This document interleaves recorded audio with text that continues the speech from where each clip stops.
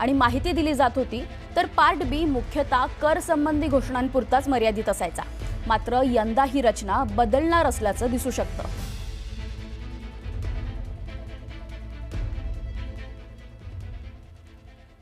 पुढच्या बातमीकडे वळूया.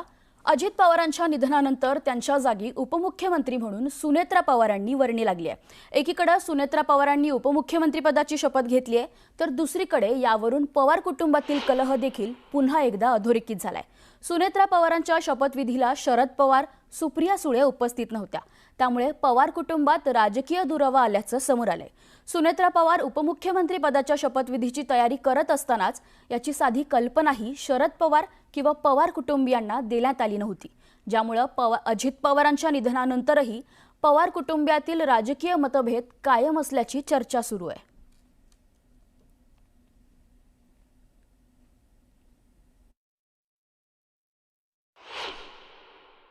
साहेब, आज शपथविधी होत आहे. शपथविधीला पवार कुटुंबियापैकी कोण कोण असणार?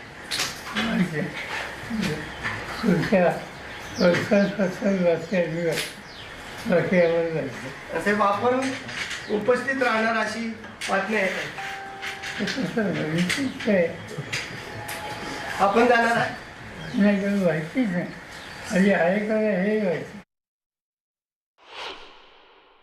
सांगितल्या विषयाची आणि चर्चा करत नाही. ही चर्चा इथं झाली नाही. ही जी चर्चा मी वाचतोय ती वाचतोय ती मुंबईच आहे. शिव कपूर पटेल, शिव तटकरे हे पक्षाचे प्रमुख आहेत. तो त्यांचा अधिकार आहे.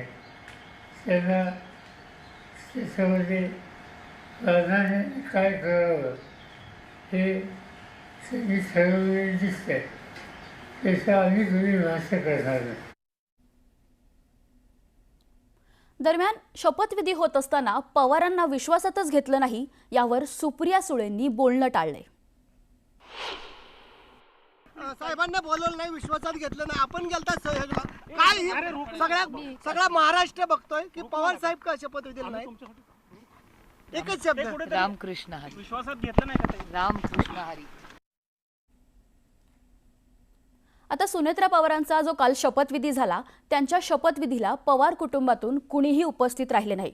मात्र आता शपथविधीनंतर अजित पवारांचे पुतणे रोहित पवार यांनी एक्सवर पोस्ट टाकून आपल्या काकींना शुभेच्छा दिल्यात. राज्याच्या पहिला महिला उपमुख्यमंत्री म्हणून माननीय सुनेत्रा काकी यांनी शपथ घेतली, याचा आनंदच आहे.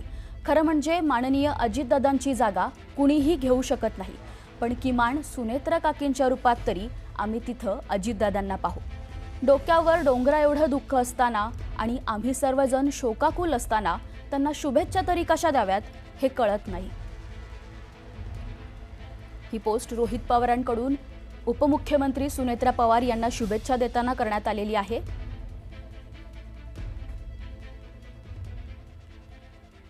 तर काल अजित पवारांच्या अस्थींचं विसर्जन झालं, तर सुनेत्रा पवारांनी उपमुख्यमंत्रीपदाची शपथ घेतली. सुनेत्रा पवारांनी शपथ घेण्याआधी काय काय घडलं हे सगळं पाहूयात. शपथविधीआधी काय घडलं हे आपण पाहतोय. सकाळी शरद पवारांची पत्रकार परिषद झाली. सुनेत्रा पवारांच्या शपथविधीबाबत शरद पवार अनभिज्ञ होते. पार्थ पवारांनी त्यानंतर शरद पवारांची भेट घेतली. राष्ट्रवादीच्या कोर कमिटीची देवगिरीवर बैठकही झाली. विधिमंडळात सुनेत्रा पवारांची गटनेतेपदी काल निवड झाली. सुप्रिया सुळेंनी आशाताई पवारांची भेट घेतली. राष्ट्रवादीच्या नेत्यांनी मुख्यमंत्र्यांना गटनेते निवडीचं पत्र दिलं. सुनेत्रा पवारांनी त्यानंतर उपमुख्यमंत्रीपदाची शपथ घेतली. आता पंतप्रधान मोदींनी एक्सवर पोस्ट करत सुनेत्रा पवारांचं अभिनंदन केलंय. महाराष्ट्राच्या पहिला महिला उपमुख्यमंत्री म्हणून कार्यकाळ सुरू करणाऱ्या सुनेत्रा पवारजी यांना शुभेच्छा. मला विश्वास आहे की राज्यातील जनतेच्या कल्याणासाठी अथक परिश्रम आपण कराल आणि दिवंगत अजितदादा पवार यांचं स्वप्न पुढे न्याल, असा विश्वास मोदींनी एक्सच्या माध्यमातून पोस्ट केलेला आहे.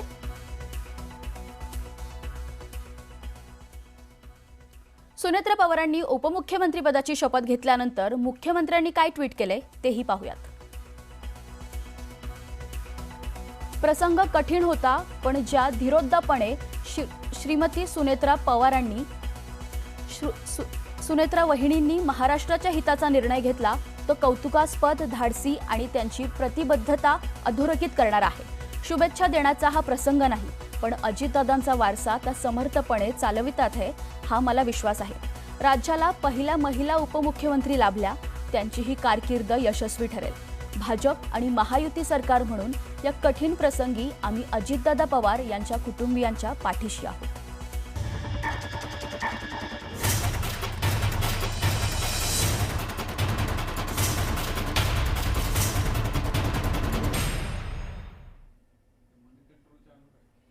तर एक ब्रेकिंग न्यूज समोर येते. अजित पवारांच्या अस्थी मुंबईतील राष्ट्रवादीच्या प्रदेश कार्यालयामध्ये आणण्यात आलेले आहेत. सुनील तटकरे हे कार्यालयामध्ये दाखल झालेत आणि अस्थी कलश पूजनाला आता तिथे सुरुवात झालेली आहे. पार्थ पवार देखील पक्ष कार्यालयामध्ये पोहोचलेले आहेत. जिथे अस्थी कलशाचं पूजन केलं जात आहे तिथे आता पार्थ पवार पोहोचलेले आहेत. आपण बोलूयात आपल्या प्रतिनिधी प्रणाली कापसे यांच्याशी. प्रणाली, अस्थी कलशाचं पूजन आपण बघतोय राष्ट्रवादी कार्यालयामध्ये सुरू झालंय, काय? राष्ट्रवादीच्या पक्ष कार्यालयामध्ये आज सकाळी अजित पवार यांच्या अस्थींचा कलश आणण्यात आलेले आहेत आणि त्या अस्थींच्या कलशाचं पूजन या ठिकाणी सुरू झालेलं आहे. राष्ट्रवादीचे सगळे प्रमुख पदाधिकारी या ठिकाणी उपस्थित झालेले आहे. विशेषतः मुंबईचे सगळे पदाधिकारी या ठिकाणी उपस्थित आहेत आणि या ठिकाणी शास्त्रशुद्ध पद्धतीनं अस्थी कलशांचं पूजन केलं जातं. जवळपास 40 अस्थी कलश जे आहेत ते आणण्यात आलेले आहेत आणि ते वेगवेगळ्या वॉर्डांमध्ये नेले जाणार आहेत. जिथं पक्ष कार्यालये छोटी छोटी आहेत त्या ठिकाणी असं कळत आहे किंवा राज्याच्या सगळ्याच इतर भागांमध्ये ते नेलं जाईल असं दिसतंय आणि त्यानंतर त्यांचं विसर्जन केलं जाईल. तुर्तास असं दिसून येत आहे की या ठिकाणी पक्ष कार्यालय हे मंत्रालयाच्या समोरचं जे राष्ट्रवादीचं प्रमुख पक्ष कार्यालय त्या ठिकाणी हे सगळे 40 अस्थी कलश आणण्यात आलेले आहेत. प्रदेशाध्यक्ष सुनील तटकरे या ठिकाणी उपस्थित झालेले आणि त्यांच्या उपस्थितीमध्ये या अस्थी कलशांचं पूजन सुरू झालेलं आहे. अगदी काही वेळांपूर्वी पार्थ पवार हे सुद्धा या ठिकाणी पोहोचलेले आहे. खरं तर काल शपथविधी कार्यक्रम पार पडला त्यावेळेला पार्थ पवार या ठिकाणी दिसले नाहीत. सुनेत्रा पवार यांच्याबरोबर जय पवार आलेले होते, त्यांच्या पत्नीसुद्धा या ठिकाणी कार्यक्रमाला उपस्थित होत्या, परंतु पार्थ पवार मात्र काल बारामतीतच होते.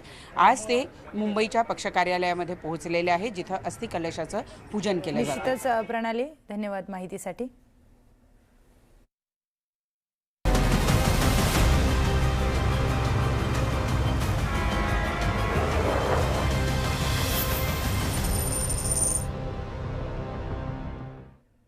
नमस्कार, मी प्रियांका लाठी. तर सुरू करूया आपलं बजेट बुलेटिन. आज केंद्रीय अर्थमंत्री निर्मला सीतारमन देशाचा अर्थसंकल्प सादर करणार आहेत. अर्थमंत्री निर्मला सीतारमन आज आपल्या सलग 9वा अर्थसंकल्प लोकसभेमध्ये मांडणार आहेत. त्यांनी याआधी मांडलेल्या अर्थसंकल्पामध्ये जीएसटी आणि आयकराचे दर कमी केले. देशाची अर्थसंकल्पीय तूट मर्यादेत राखतानाच रोजगार निर्मिती आणि भांडवली गुंतवणुकीसाठी पैसा उभा करण्याचं आव्हान सीतारमन कसं पेलणार आता हे पाहावं लागणार आहे. अर्थसंकल्पामध्ये या अर्थव्यवस्थेची शाश्वत वाढ आणि शक्यता आहे. याशिवाय आर्थिक शिस्त पाळतानाच अमेरिकेने लादलेल्या टॅरिफपासून भारतीय उद्योगांचं संरक्षण करण्यासाठीचे उपाय योजले जाण्याची देखील शक्यता आहे. त्याचबरोबर आर्थिक सुधारणांबाबत पुढचं पाऊल देखील टाकलं जाऊ शकतं. आपण बोलूयात आपले प्रतिनिधी सुमित सावंत यांच्याशी. सुमित, आज देशाचा अर्थसंकल्प निर्मला सीतारमन सादर करणार आहेत. बऱ्याच अपेक्षा आहेत त्यांच्याकडून. आज सामान्य जनतेला काय सगळ्या घडामोडी त्या पार्श्वभूमीवर घडतात? थेट आता नेमकं काय घडतं यापेक्षा माझ्यासोबत सध्या IMC त्याचे तज्ज्ञ किंवा महासंचालक आहेत अजित सर. आपण त्यांच्याशीच बोलणार आहोत. सर, आज बजेट सादर होत आहे, काय अपेक्षा आहेत? अपेक्षा मला या बजेटमधनं ग्रोथ ओरिएंटेड असणार. म्हणजे नक्कीच या बजेटमध्ये आपण जे मागच्या वर्षाचं जे बजेट्स आहे ते सगळे ग्रोथ ओरिएंटेड आहे. म्हणजे आपलं जे लक्ष्य आहे विकसित भारत, त्या दृष्टिकोनानेच हा बजेट जाणार. म्हणजे जरी आपण म्हटलं की जगात अस्थिरता आहे, आपल्या अगेन्स्ट टॅरिफ्स USने लावलं आहे, म्हणजे जो आपला सगळ्यात मोठा मार्केट आहे, पण ते एक म्हणजे त्याच्यावर रिॲक्ट न करता आपण भारतासाठी काय महत्त्वपूर्ण आहे, भारतासाठी काय लाभशील असेल त्या दृष्टिकोनात हा बजेट असणार आणि हा ग्रोथ ओरिएंटेड बजेट असणार. कारण की आपल्याला एक तर आपली ग्रोथ ट्रॅजेक्टरी 60% आहे आणि त्या दृष्टिकोनाने या बजेटमध्ये मी अशी अपेक्षा करतो की इन्व्हेस्टमेंट्सवर जोर दिला जाईल, इन्फ्रास्ट्रक्चरवर, AIवर, डिजिटलवर आणि मी अशी अपेक्षा करतोय की डिफेन्सवर पण बरंच काही इन्व्हेस्टमेंट होईल. एक तर डिफेन्स इंडस्ट्री वाढवण्यासाठी आणि दुसरं जे आपल्याला दिसतंय की जगात जर तुमचा डिफेन्स जर मजबूत असेल तर तुम्ही बरंच काही अचीव्ह करू शकता. राष्ट्रासाठी बऱ्याच गोष्टी जर आता होतील किंवा त्या मोठमोठे प्रकल्प येतील, पण सर्वसामान्यांसाठी काय अपेक्षा? कारण आता सोनं इतकं महाग होतंय, पेट्रोलच्या किमती वाढतात, ह्या दैनंदिन जीवनातल्या माझ्यासाठी त्या फार महत्वाच्या आहेत. आपण जर पाहिलं सोनं किंवा जर आपण म्हटलं की सोनं वाढते ते ॲक्च्युली स्पेक्युलेटिव्ह आहे. त्याच्यावर बजेट काही त्या दृष्टिकोनाने अवलंबून नसणार. पण जर आपण इन्फ्लेशन बघितलं गेलं, इन्फ्लेशनवर एक साधारण स्टेबल आहे आपलं इन्फ्लेशन आणि जे जर ऑपॉर्च्युनिटीज जर क्रिएट केल्या या बजेटमध्ये तर साधारण माणसासाठी किंवा देशवासियांसाठी जे असेल ऑपॉर्च्युनिटीज आले की तुम्हाला संधी मिळते आणि जर तुम्हाला संधी मिळते तर मग त्या संधीचं काय करता ते तुमच्यावर आहे ना. तर संधी देणं जर तुम्हाला एक गव्हर्नमेंटने दिली की आम्ही तुम्हाला एक 10-12 संधी देतोय तर तुम्ही त्याच्यावर काय करता ते तुमच्यावर आहे. पण साधारणतः कोणत्या गोष्टी अशा ज्या महाग होऊ शकतात, कसं अंदाज आपण आता वर्तवू शकतो की या महाग होतील आणि या स्वस्त होतील? सध्या मला तर नाही वाटत की असं काही खूप आपल्याला खूपच काही गोष्टी महाग होतील या खूपच काही गोष्टी कमी होतील. एक स्टेबल इकॉनॉमी चालू आहे आणि हा ठीक आहे. आता कधी कांद्याचं पीक किंवा याच्यात तर काही वर खालती झालं पण ओव्हरऑल आपली इकॉनॉमी स्टेबल आहे, इन्फ्लेशन स्टेबल आहे आणि त्या दृष्टिकोनाने मी म्हटलं बजेट पण त्यालाच प्रोत्साहन देईल आणि एकदम ग्रोथ ओरिएंटेड असल्यामुळे इन्व्हेस्टमेंट गव्हर्नमेंटची भरपूर असेल आणि त्याच्यात ऑपॉर्च्युनिटीज क्रिएट होतील. नवीन काही प्रकल्प हाती घेईल सरकार की जुने प्रकल्प आधी पूर्ण करण्यावर भर असेल? नवीन प्रकल्प म्हणजे तुम्ही जर म्हटलं तर आता PLI स्कीम्स जे आहे आपले या बजेटमध्ये बहुतेक ते PLI स्कीम्स अजून काही क्षेत्रात पण वाढू शकतील. म्हणजे मला असं वाटतं की अजून काही इंडस्ट्रीज बेनिफिट होऊ शकतील PLI मध्ये आणि PLI मध्ये जर आपण पाहिलं तर आपलं जे मॅन्युफॅक्चरिंग जो सेक्टर आहे त्याला प्रोत्साहन दिलंच पाहिजे. कारण की मॅन्युफॅक्चरिंग जर तुमचं वाढलं तर तुमचं एक तर रोजगार वाढेल, दुसरं जे आपण FTAs जे साईन केलं आहे त्याचं जे ऑपॉर्च्युनिटीज आहे त्या आपण कसं पुरेशी पडणार आहे जर आपण मॅन्युफॅक्चरिंग आपलं वाढवलं नाही किंवा मॅन्युफॅक्चरिंगला काही प्रोत्साहन दिलं नाही. तर मला वाटतं की या बजेटमध्ये अजून बऱ्याचशा एरियामध्ये PLI स्कीम्स येऊ शकतात. तर ग्रोथ ओरिएंट बजेट असणार आहे. आता थोड्या वेळामध्ये निर्मला सीतारामन बजेट सादर करतील, पण त्यात काय गोष्टी सगळ्यांसाठी मिळत आहेत, सर्वसामान्यांसाठी की प्रकल्पांसाठी अधिक तरतूद केली जाते, या सगळ्या संदर्भातल्या अपेक्षा आहेत? निश्चितच सुमित, आता काय सगळ्या शक्यता या बजेट संदर्भामध्ये वर्तवण्यात येत आहेत आणि काय नेमकं होऊ शकतं या बजेटमधून हे सगळं आता काही वेळामध्ये अर्थमंत्री निर्मला सीतारामन जेव्हा बजेट सादर करतील तेव्हा समोर येईलच. तुर्तास धन्यवाद. तर सुमित, आणखी एक प्रश्न मला अजित मंगरुळकर यांना विचारायचा आहे की सध्याची जी काही आर्थिक परिस्थिती आहे त्यामुळे त्या सगळ्यांमध्ये सरकार पुढील सर्वात मोठं आव्हान कोणतं आहे? सुमित, हा अत्यंत महत्त्वाचा प्रश्न आहे. मी त्यांनाच थेट विचारतो. सध्या सरकारसमोर मोठं आव्हान, कारण आता जी आर्थिक परिस्थिती देशाची आहे तर सरकारसमोर कोणतं आव्हान असेल या सगळ्या तरतुदी करताना या आजच्या बजेटमध्ये? या बजेटमध्ये सगळ्यात मोठा म्हणजे की आपण जे लक्ष एक ठरवलं आहे विकसित भारतचं, ते जगात जे काही चालले आहे, जे अस्थिरता आहे त्या व्यतिरिक्त आपण कसं त्या मार्गाला चिकटून राहू. एक तर वाहवत नाही गेलं पाहिजे की USने आपलं टॅरिफ्स वाढवले म्हणून आपलं बिझनेसला त्रास झालाय, पण आपलं एकंदर जो लक्ष आहे, जो भारतासाठी जो लक्ष आहे त्या लक्ष्यावर आपण कसं टिकून राहू शकतो. तो एक फार मोठा प्रश्न उभारणारा या सरकारला, कारण की मागच्या वर्षामध्ये ना या वर्षामध्ये जे सगळ्यात जगात जे सगळे उथलपुथल सुरू झाली आहे, तर हा बजेट कसं त्याला बॅलन्स करू शकतो तो सगळ्यात मोठा प्रश्न आहे. बजेट बॅलन्स करताना बाकी सगळ्या गोष्टी सगळ्या जगाचं लक्ष किंवा त्यांच्या देशांकडे, कारण आता आर्थिक काही ठिकाणी मंदी येते किंवा तशी सावट पण आहे. आपल्या देशावर कदाचित तसं येणार नाही असं म्हटलं जात होतं, पण तरी हे सगळं सांभाळताना काही गोष्टींकडे मग महागाई वाढवणं काही गोष्टींमध्ये किंवा काही गोष्टी जैसे थे ठेवणं हे सरकारला फार क्रमप्राप्त आहे.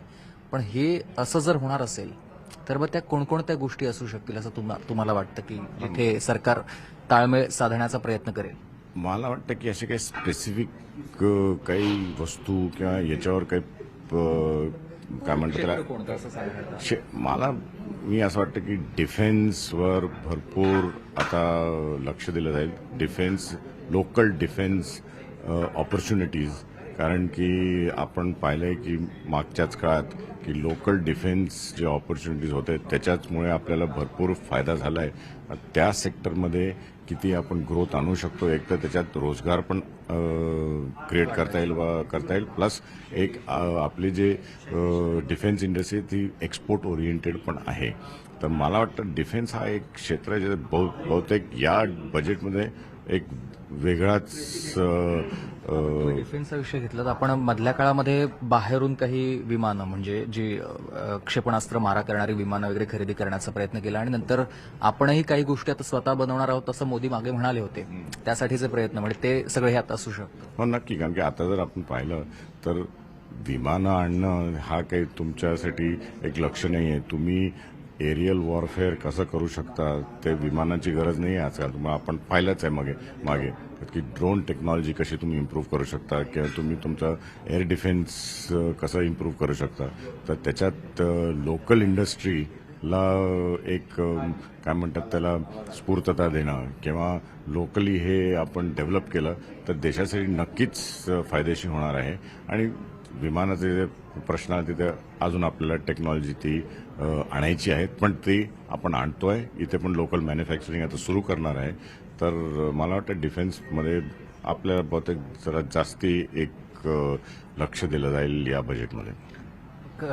देशाची सुरक्षा महत्वाची आहे किंवा त्यासाठीचे प्रयत्न जसं तुम्ही म्हणालात की जास्तीत जास्त सुरक्षेवर भर देणं कोणत्याही राष्ट्रासाठी किंवा विकसनशील राष्ट्रासाठी महत्वाचं आहे. पण तितकंच महत्वाचं आपण आपला देश कृषीप्रधान म्हणत आलो आहे. या क्षेत्रासाठी कृषी क्षेत्रासाठी सरकार कुठवर?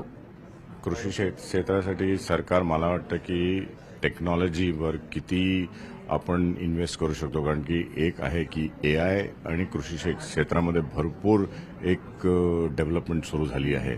आणि त्याच्यामुळे काय होतं की आपण म्हणतो कृषी क्षेत्र खूप मोठं आहे, पण आपलं जर उत्पादन आपण त्याला वाढवू शकलो नाही किंवा जर आपण पाहतोय की पाऊस केव्हाही येतो आणि त्याला जर आपण सामोरं जाता आलं नाही, पण त्याच्यात टेक्नॉलॉजी हा एक महत्वाचा भाग आहे जो आपल्या मदतीला येऊ शकतो. तर मला वाटतं कृषी क्षेत्रामध्ये टेक्नॉलॉजीची वाढ करण्याचा दृष्टिकोन असेल या बजेटमध्ये. नुसतंच कृषी क्षेत्रांना काय म्हणतात त्याला सबसिडीज किंवा हे देऊन काही वाढ होत नाही. आता त्याचं यील्ड किती वाढ आपण करू शकतो किंवा डेव्हलपमेंट टेक्नॉलॉजी थ्रू किती करता येईल बहुतेक त्या दृष्टिकोनाने या बजेटमध्ये AI वरती भर फार दिला जाईल.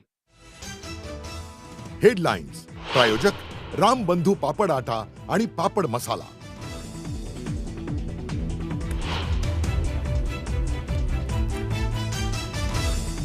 काही वेळातच सादर होणार देशाचा अर्थसंकल्प. अर्थमंत्री निर्मला सीतारामन संसदेत सादर करणार अर्थसंकल्प.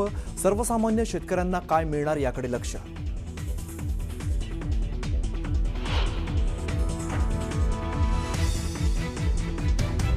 सुरुवातीच्या पडझडीनंतर शेअर बाजार सरसावला. शेअर बाजाराच्या निर्देशांकात 248 अंकांची वाढ.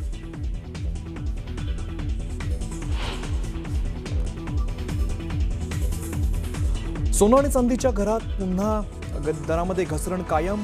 सोन्याच्या दरामध्ये 9,000 तर चांदीच्या दरात 17,000 घसरण.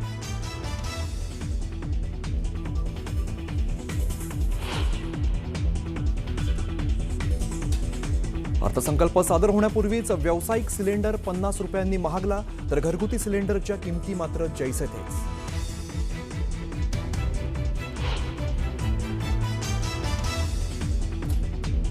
सुनेत्रा पवारांकडे राज्य उत्पादन शुल्क, क्रीडा आणि युवक कल्याण आणि अल्पसंख्याक विकास खातं. सुनेत्रा पवारांना अर्थ खातं नाही.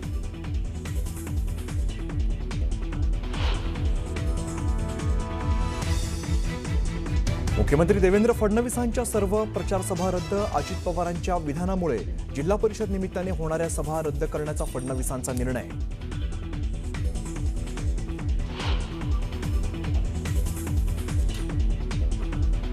रोहित पवारांनी घेतली पिंकी माळीच्या कुटुंबियांची भेट. विमान दुर्घटनेत पिंकी माळीच्या मृत्यूनंतर घेतली सांत्वनपर भेट.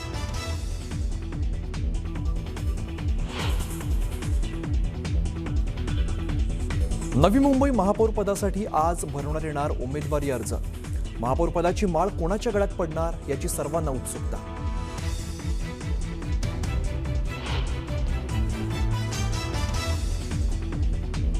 मुंबई दिग्दर्शक रोहित शेट्टींच्या घरावरती गोळीबार. गुंडांनी रोहित शेट्टीच्या घरावर झाडल्या गोळ्या. पोलिसांकडून अधिकचा तपास सुरू.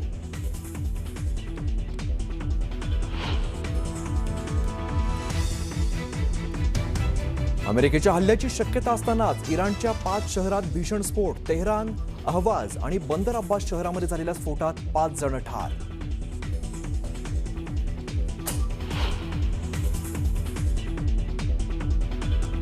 पाकिस्तानच्या बलुचिस्तानातील 12 शहरांमध्ये युद्धस्थिती. बलूच बंडखोरांच्या हल्ल्यात पाकचे 10 जवान ठार, तर 70 बंडखोरांना ठार केल्याचा सैन्याचा दावा.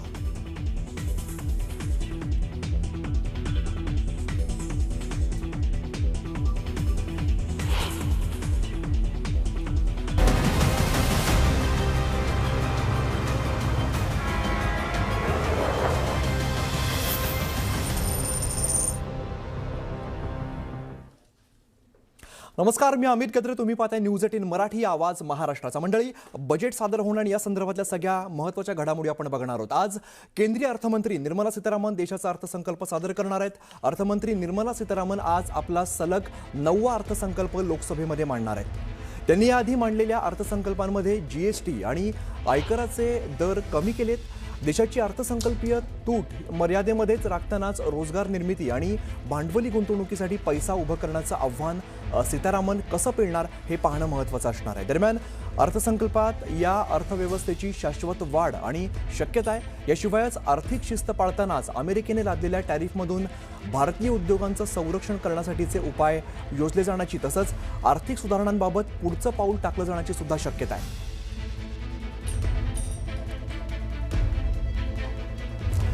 त्यामुळे आजच्या बजेटमध्ये नेमकं काय काय घडतं किंवा काय काय महत्त्वाच्या गोष्टी समोर येतात हे पाहणं महत्त्वाचं असणार आहे. निर्मला सीतारामन आज हे बजेट मांडतायत आणि सलग 9वं बजेट अर्थमंत्री निर्मला सीतारामन मांडतायत.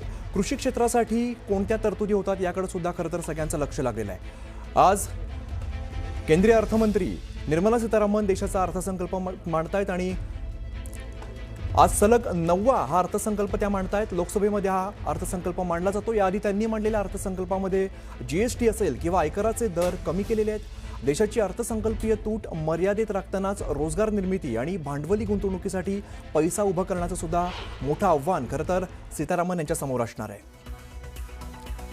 दरम्यान कोणती 5 महत्त्वाची आव्हानं आपण बघतोय. अर्थव्यवस्थेचा वेग वाढवणं, त्यानंतर महागाईतून दिलासा देणं अतिशय महत्त्वाचं आव्हान अर्थमंत्र्यांसमोर आहे. त्यानंतर रोजगाराच्या संधी वाढवणं सुद्धा महत्त्वाचा मुद्दा यामध्ये असणार आहे.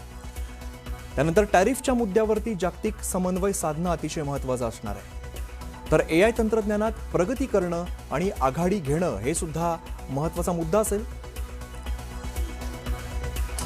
तर संयुक्त कर भरणा करण्याचा पर्याय असणार आहे का हे सुद्धा बघावं लागेल. संयुक्त कर भरण्यामुळे कर सवलत मिळणार का ही गोष्ट बघणं महत्त्वाचं असेल. दरम्यान कुटुंबाच्या उत्पन्नावरती स्वतंत्र टॅक्स असेल का, तसंच कर सवलत, स्लॅब, अधिभाराच्या मर्यादेत सुद्धा बदल होणार का, हे काही महत्त्वाचे प्रश्न आपल्याला समोर येत आहेत.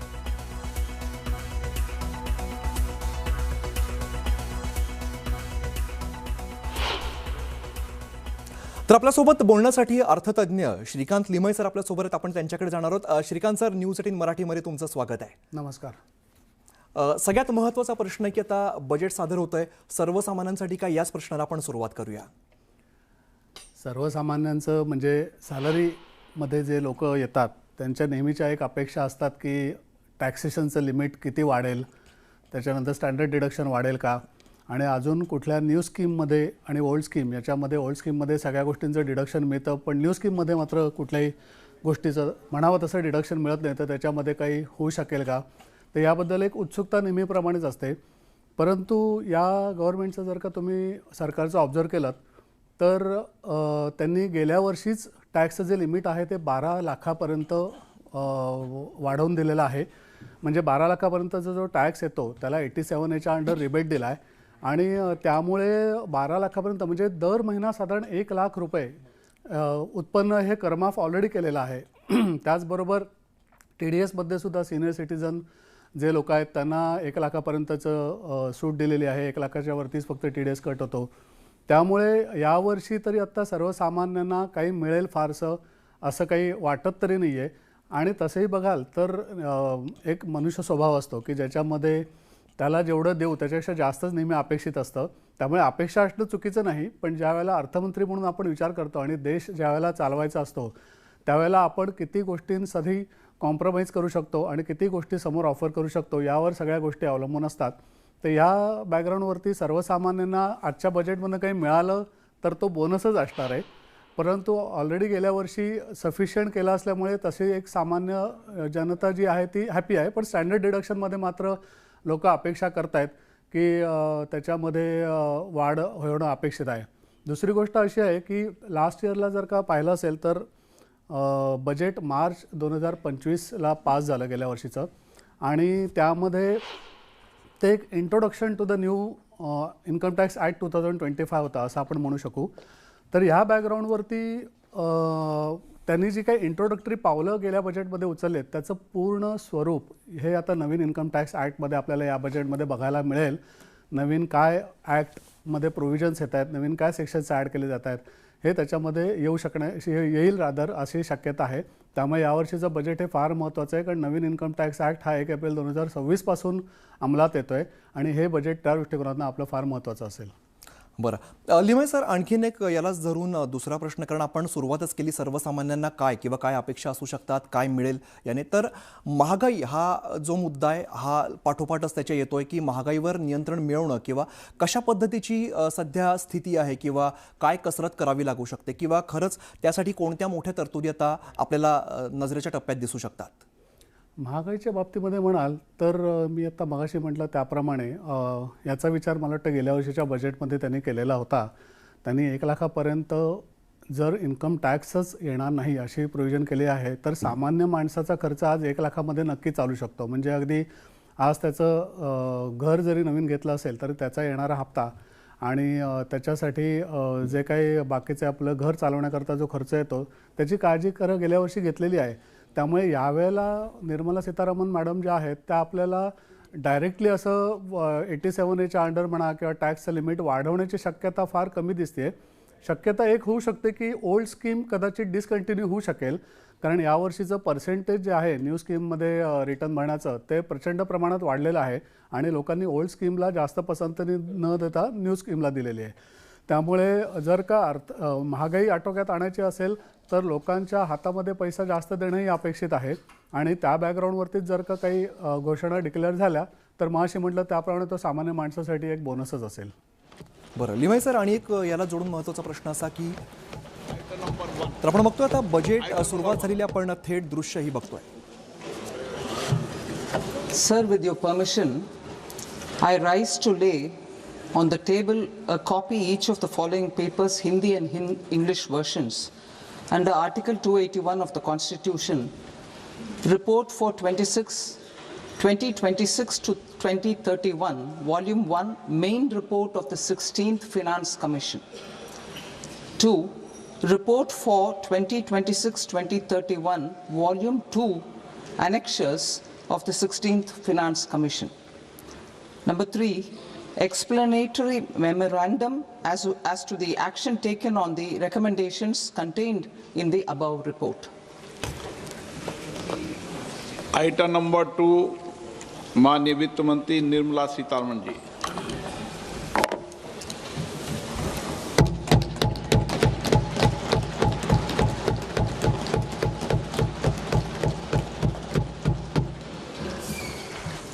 Honorable Speaker, sir, on the sacred occasion of Magh Purnima and the birth anniversary of Guru Ravidas, I present the budget for the year 2026-2027. Since we assumed office 12 years ago, India's economic trajectory has been marked by stability, fiscal discipline, sustained growth, and moderate inflation.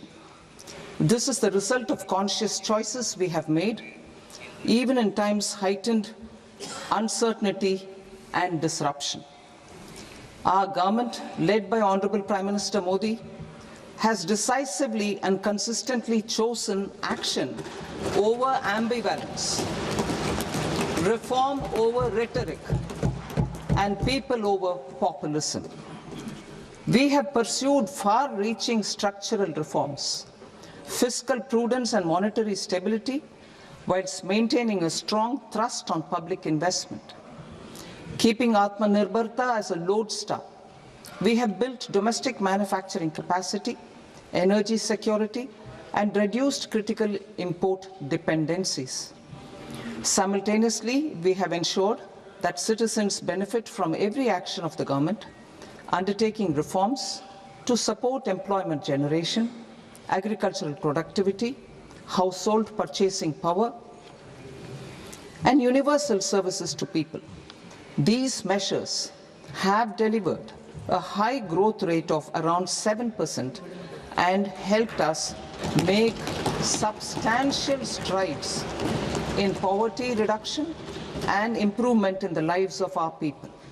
Today, we face an external environment in which trade and multilateralism are imperiled and access to resources and supply chains are disrupted. New technologies are transforming production systems while sharply increasing demands on water, energy, and critical minerals.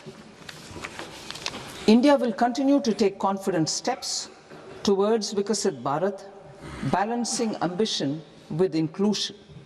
As a growing economy with expanding trade and capital needs, India must also remain deeply integrated with global markets, exporting more and attracting stable long-term investment. As I begin Part A, I want to express my gratitude to the people for standing firmly with us as we forge our way together towards becoming one of the largest economies of the world.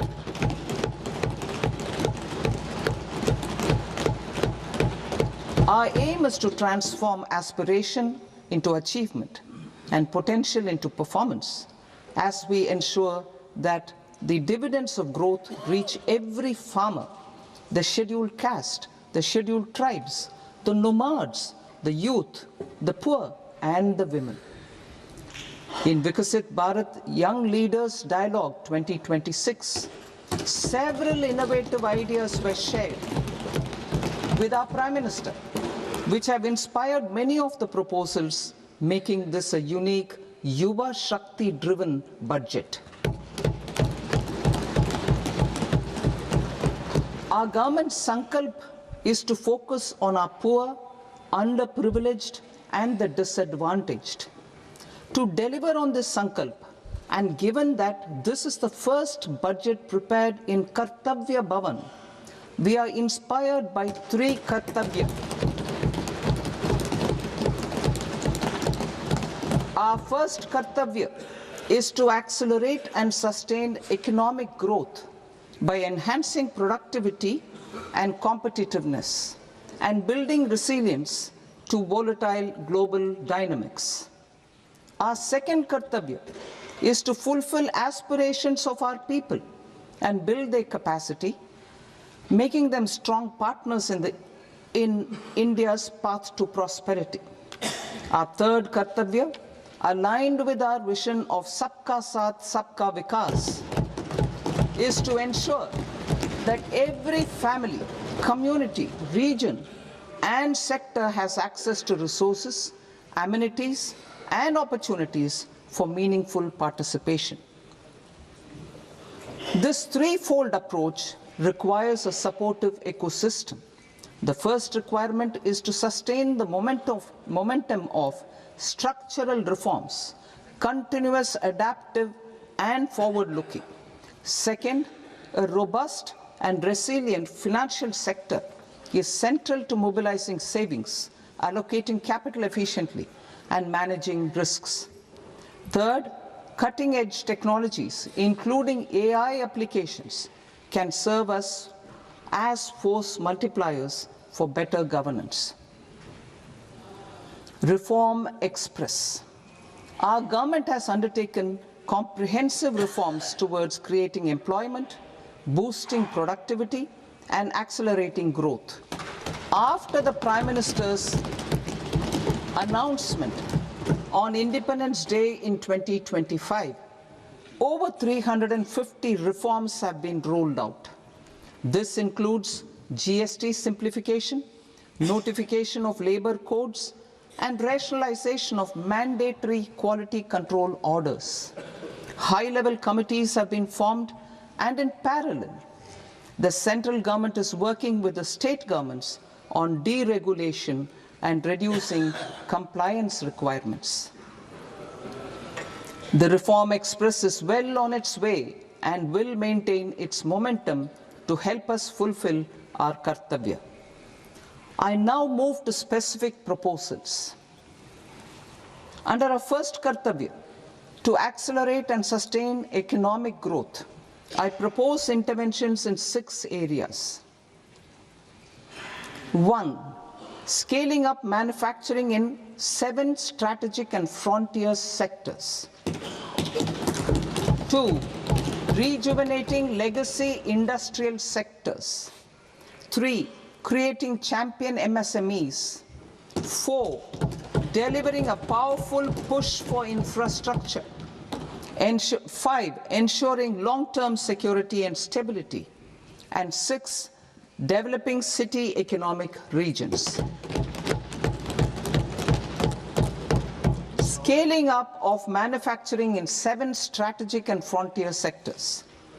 Biopharma Shakti, meaning biopharma strategy for health advancement through knowledge, technology, and innovation. India's disease burden is observed to be shifting towards non-communicable diseases like diabetes, cancer, and autoimmune disorders. Biologic medicines are key to longevity and quality of life at affordable costs. To develop India as a global biopharma manufacturing hub,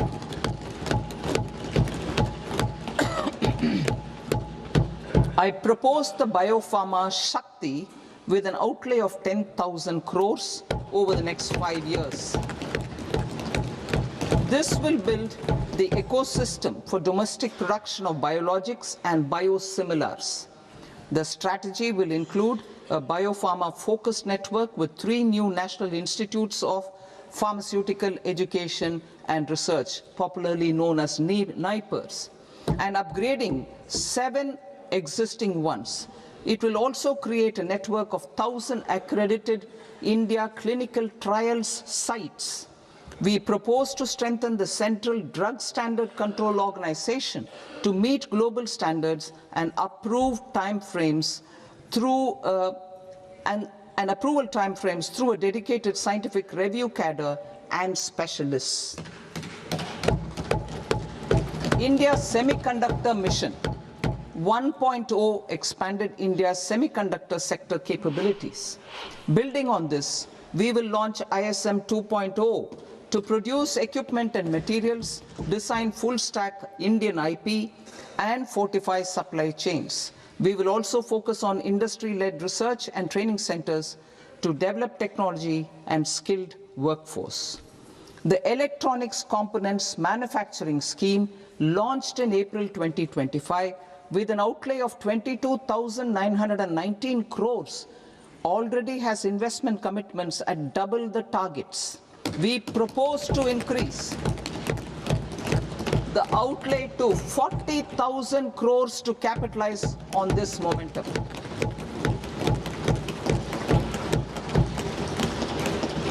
A scheme for rare earth permanent magnets was launched in 2025 November. We now propose to support the mineral-rich states of Odisha, Kerala, Andhra Pradesh and Tamil Nadu to establish dedicated rare earth corridors to promote mining, processing, research and manufacturing. To enhance domestic chemical production and reduction import dependency and reduce import dependency, we will launch a scheme to support states in establishing 3 dedicated chemical parks through challenge route on a cluster-based plug-and-play model. Strong capital goods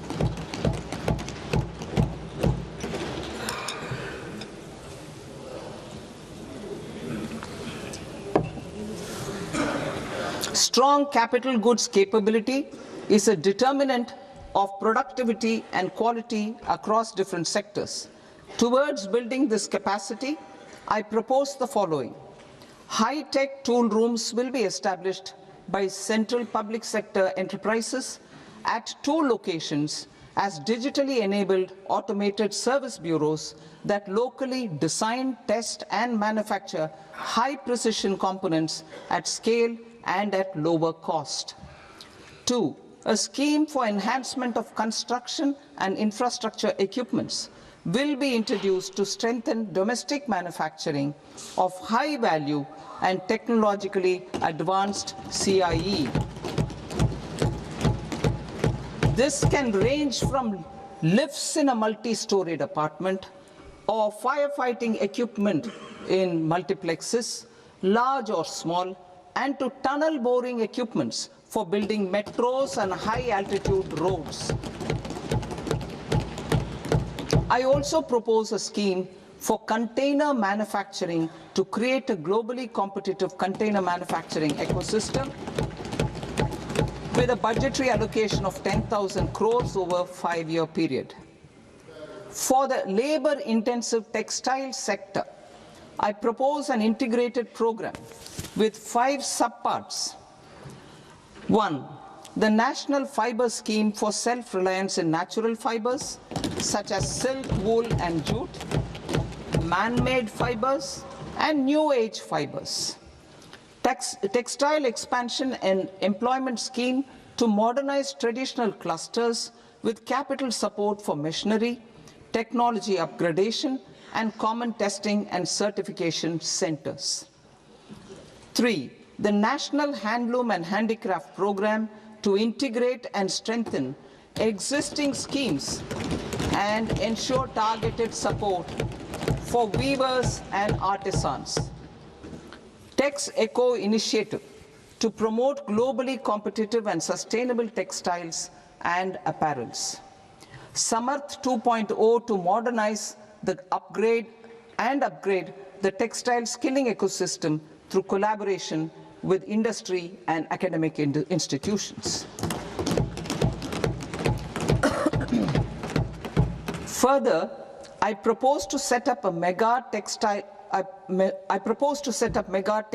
parks in challenge mode. They can also focus on bringing value addition to technical textiles. I propose to launch the Mahatma Gandhi Gram Swaraj initiative to strengthen khadi, handloom and handicrafts. This will help in global market linkage and branding. It will streamline and support training, skilling, quality of process and production. This will benefit our weavers, village industries, One District, One Product ODOP initiative and also our rural youth. India has the potential to emerge as a global hub for high quality, affordable sports goods. I propose a dedicated initiative for sports goods that will promote manufacturing, research, and innovation in equipment design as well as material sciences. Rejuvenation of legacy industrial clusters. I propose to introduce a scheme to revive 200 legacy industrial clusters to improve their cost competitiveness and efficiency through infrastructure and technology upgradation. Creating champion SMEs and supporting micro enterprises. Recognizing MSMEs as a vital engine of growth, I propose a three-pronged approach to help them grow as champions. Equity support. I propose to introduce a dedicated 10,000 crores SME growth fund to create future champions, incentivizing enterprises based on select criteria. I also propose to top up the Self-Reliant India Fund set up in 2021 with 2,000 crores to continue support to micro enterprises and maintain their access to risk capital. Liquidity support. With TREDS, more than 7 lakh crore has been made available to MSMEs. To leverage its full potential, I propose 4 measures. 1. Mandate TREDS as the transaction settlement platform for all purchases from MSMEs by CPSEs, serving as a benchmark for other corporates. 2. Introduce a credit guarantee support mechanism through CGT-MSE for invoice discounting on TREDS platform. 3. Link GEM with TREDS for sharing information with financiers about government purchases from MSMEs, encouraging cheaper and quicker financing. 4. Introduce TREDS receivables as asset-backed securities, helping develop a secondary market, enhancing liquidity and settlement of transactions. Professional support. Government will facilitate professional institutions such as the ICAI, ICSI, ICMAI to design short-term modular courses and practical tools to develop a cadre of corporate mitras, especially in Tier 2 and Tier 3 towns. These accredited para-professionals will help MSMEs meet compliance requirements at affordable costs. Infrastructure. During this past decade, our government has undertaken several initiatives for large-scale enhancement of public infrastructure, including through new financing instruments such as Infrastructure Investment Trust (InvITs) and Real Estate Investment Trust (REITs), and institutions like NIIF and NABFID. We shall continue to focus on developing infrastructure in cities with over 5 lakh population, that is Tier 2, Tier 3 cities, which have expanded to become growth centers. Public capital expenditure has increased manifold from 2 lakh crore in 2014-15 to an allocation of 11.2 lakh crore in BE 25-26. In this coming year, that is financial year 2026-27, I propose to increase it to 12.2 lakh crores to continue the momentum. To strengthen the confidence of private developers regarding risks during infrastructure development and construction phase, I propose to set up an infrastructure risk guarantee fund to provide prudentially calibrated partial credit guarantee to lenders. Over the years, REITs have emerged as a successful instrument for asset monetization. I propose to accelerate recycling of significant real estate assets of the CPSEs through the setting up of dedicated rights. To promote environmentally sustainable movement of cargo, I propose to 1. Establish new dedicated freight corridors connecting Dankuni in the east to Surat in the west. Operationalize 20 new national waterways over the next 5 years, starting with National Waterways 5 in Orissa to connect mineral-rich areas of Talcher and Angul and industrial centers like Kalinga Nagar to the ports of Paradeep and Dhamra.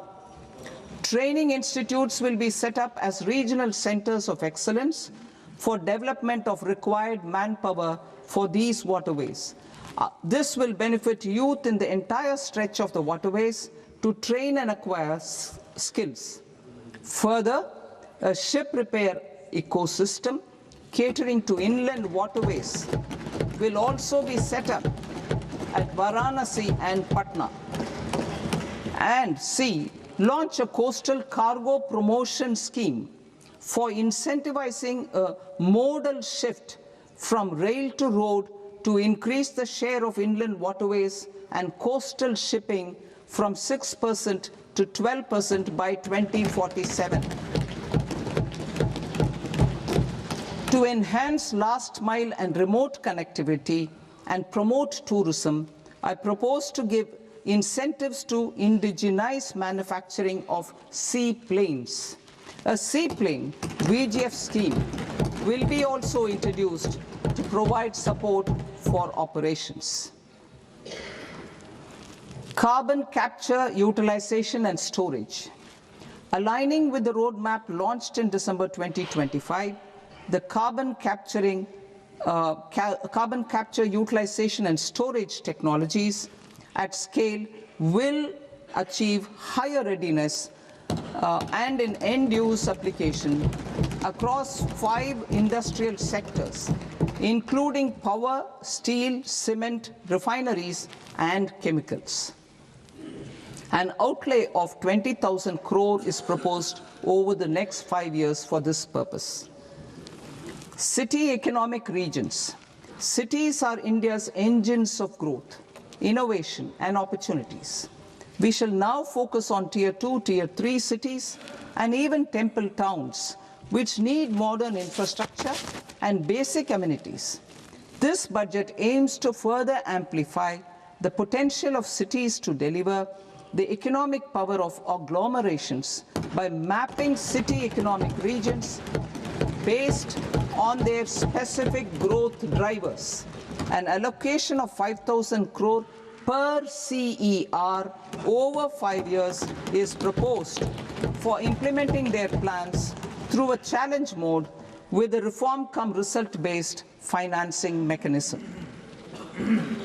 In order to promote environmentally sustainable passenger systems, we will develop 7 high-speed rail corridors between cities as growth connectors, namely Mumbai to Pune, Pune to Hyderabad, Hyderabad to Bengaluru, Hyderabad to Chennai, Chennai to Bengaluru, Delhi to Varanasi, Varanasi to Siliguri.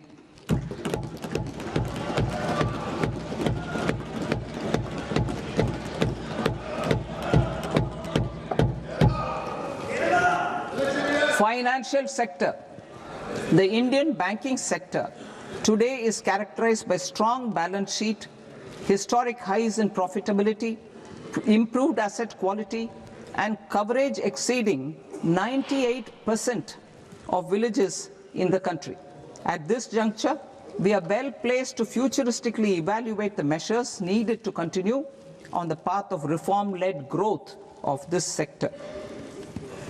I propose setting up a high-level committee on banking for Vikasit Bharat. High-level committee on banking for Vikasit Bharat to comprehensively review the sector and align it with India's next phase of growth. while safeguarding financial stability, inclusion, and consumer protection. The vision for NBFCs for Vikasit Bharat has been outlined with clear targets for credit disbursement and technology adoption in order to achieve scale and improve efficiency in the public sector NBFCs. As a first step, it is proposed to restructure the Power Finance Corporation and Rural Electrification Corporation.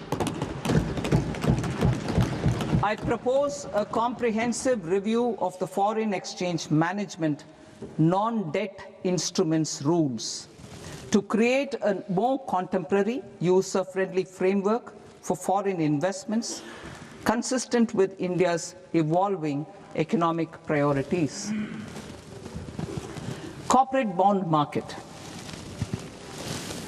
I propose to introduce a market-making framework with suitable access to funds and derivatives on corporate bond indices. I also propose to introduce total return swaps on corporate bonds. Municipal bonds. To encourage the issuance of municipal bonds of higher value by larger cities, I propose an incentive of 100 crore rupees for a single bond issuance. 100 crore rupees for a single bond issuance of more than 1,000 crore. The current scheme under Amrit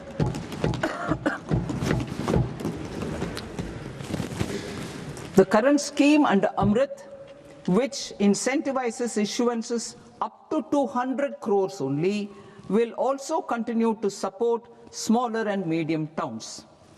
That will also continue to support the smaller and medium towns. Ease of doing business. Individual persons resident outside India, PROI, will be permitted to invest in equity instruments of listed Indian companies through the Portfolio Investment Scheme. It is also proposed to increase the investment limit for an individual PROI under the scheme from 5% to 10%, with an overall investment limit for all individual PROIs to 24% from the current 10%. Emerging technologies including AI. 21st century is technology driven. Adoption of technology is for the benefit of all people. Farmers in the field, women in STEM, youth keen to upskill, and Divyangjan to access newer opportunities. The government has taken several steps to support new technologies through AI Mission, National Quantum Mission, Anusandhan National Research Fund, and Research and Development and Innovation Fund. Our second kartavya is to fulfill aspirations and build capacities. Close to 25 crore individuals have come out of multi-dimensional poverty through a decade of our government's sustained and reform-oriented efforts.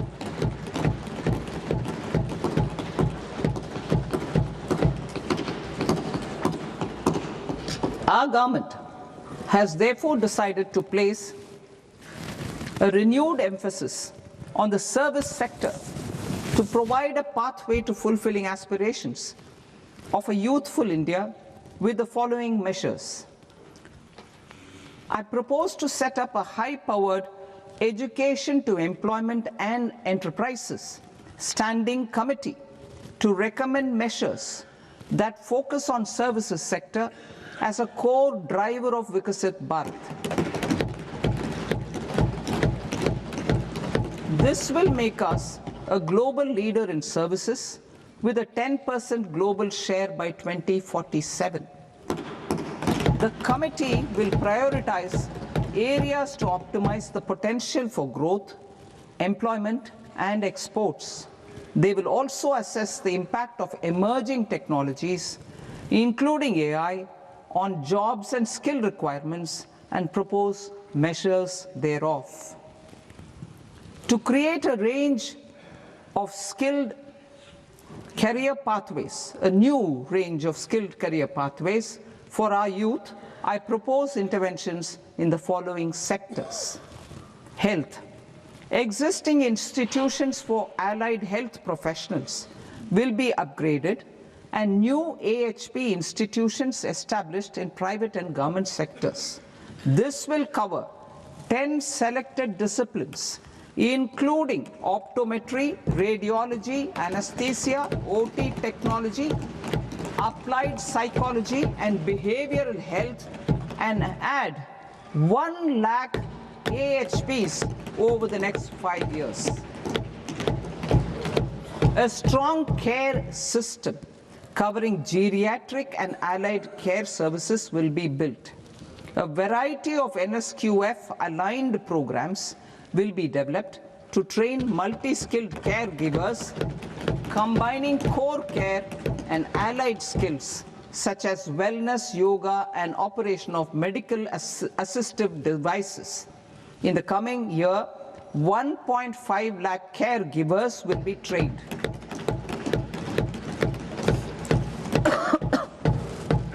Hubs for medical value tourism. To promote India as a hub for medical tourism services, I propose to launch a scheme to support states in establishing 5 regional medical hubs in partnership with the private sector. These hubs will serve as integrated healthcare complexes that combine medical, educational, and research facilities. They will have Ayush centers, medical value tourism facilitation centers, and infrastructure for diagnostics, post-care, and rehabilitation. These hubs will provide diverse opportunities, job opportunities for health professionals, including doctors and AHPs. Ancient Indian yoga, already respected in several parts of the world, was given a mass global recognition when Honorable Prime Minister took it to the UN. Post-COVID, Ayurveda gained a similar global acceptance and recognition. Exporting quality Ayurveda products helps farmers who grow the herbs and youth who process the products. To meet growing global demand, a few more steps are being taken. I propose to 1.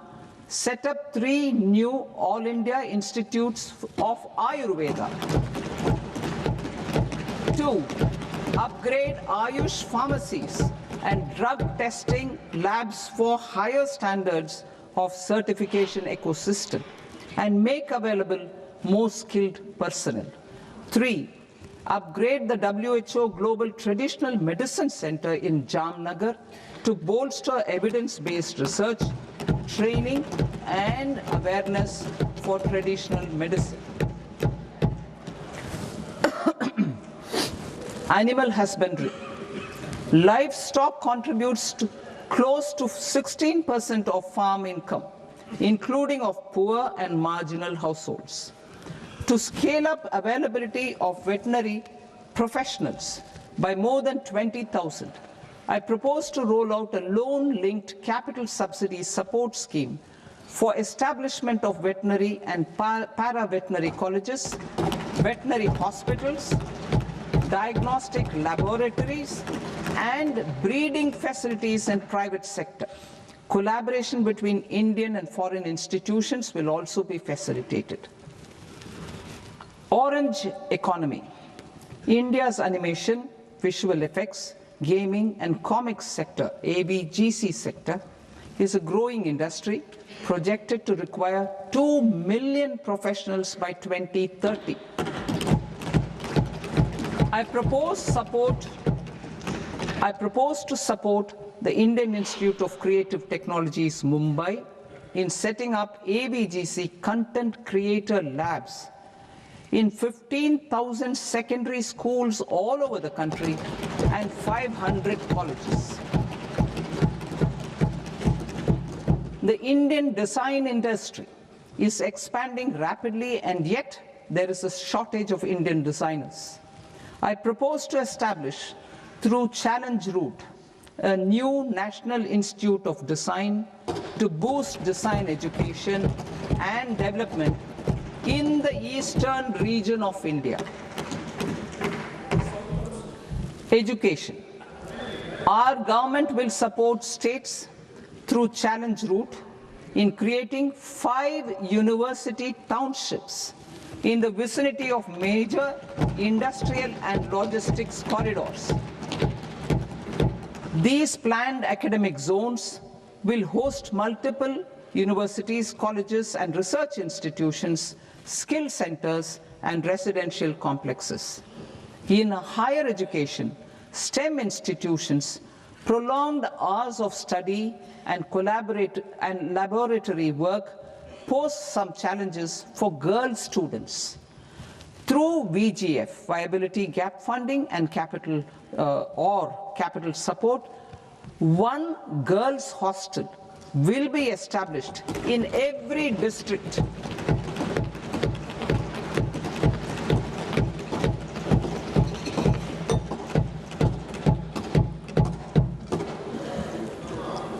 To promote astrophysics and astronomy via immersive experiences. 4 telescope infrastructure facilities will be set up or upgraded. The National Large Solar Telescope, the National Large Optical Infrared Telescope, the Himalayan Chandra Telescope, and the Cosmos 2 Planetarium. Tourism. The tourism sector has the potential to play a large role in the employment generation, forex earnings, and expanding the local economy. I propose to set up a National Institute of Hospitality by upgrading the existing National Council for Hotel Management and Catering Technology.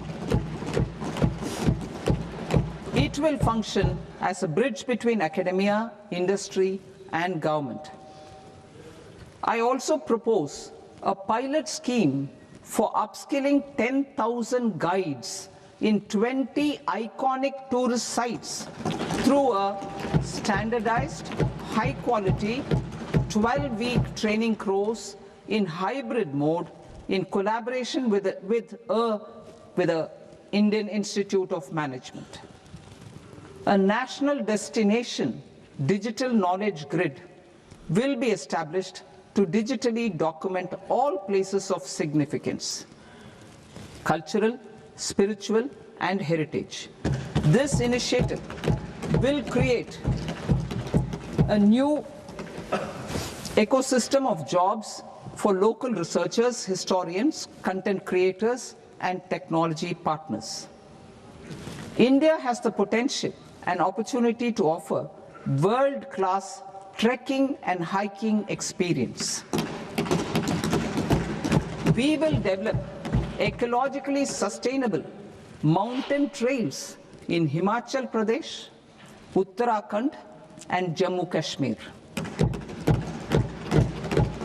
Also in Araku Valley in the Eastern Ghats and Podigai Malai in the Western Ghats. Turtle trails along key nesting sites in the coastal areas of Odisha, Karnataka, and Kerala. And 3 bird watching trails along the Pulikat Lake in Andhra Pradesh, Tamil Nadu. It's on the border. Under the visionary leadership of Honorable Prime Minister, we established the International Big Cat Alliance in 2024. This year, India is hosting the first ever Global Big Cat Summit, where heads of governments and ministers from 95 range countries will deliberate on collective strategies for conservation. Heritage and culture tourism. I propose to develop 15 archaeological sites, including Lothal, Dolavira, Rakigadi, Adichanallur, Saranath, Hastinapur, and Leh Palace into vibrant experiential cultural destinations. Excavated Excavated landscapes will be open to the public through curated walkways.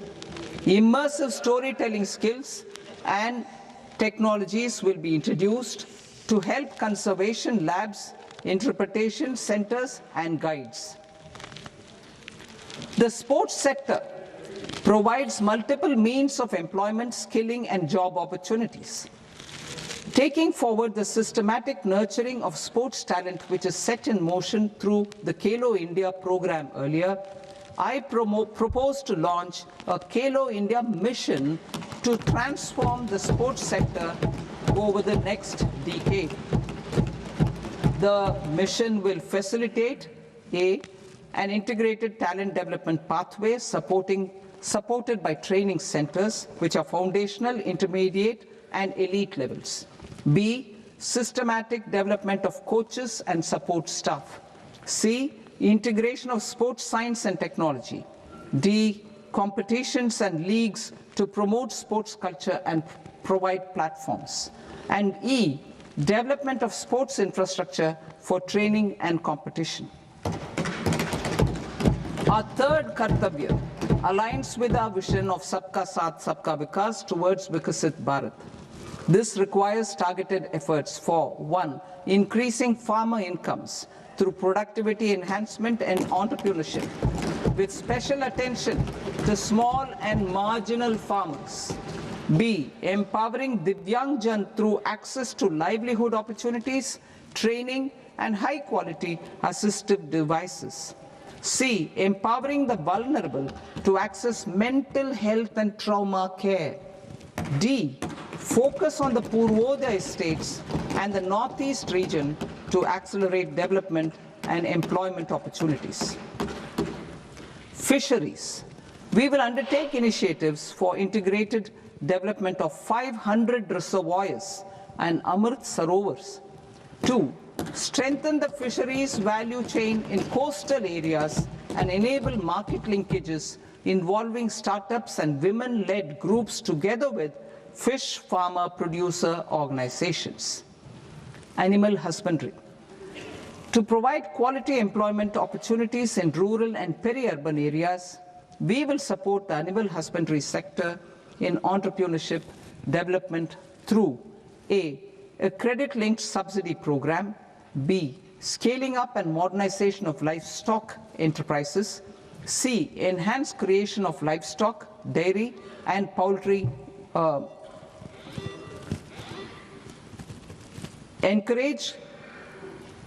read that again. Enhanced creation of livestock, dairy, and poultry-focused integrated value chains. And D. Encourage creation of livestock farmer-producer organizations. High-value agriculture.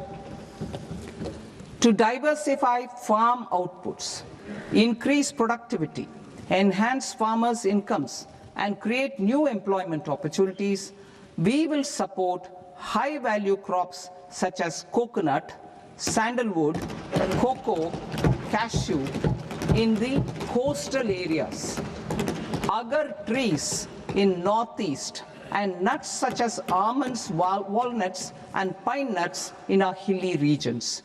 These, all of them, will be supported. India is the world's largest producer of coconuts.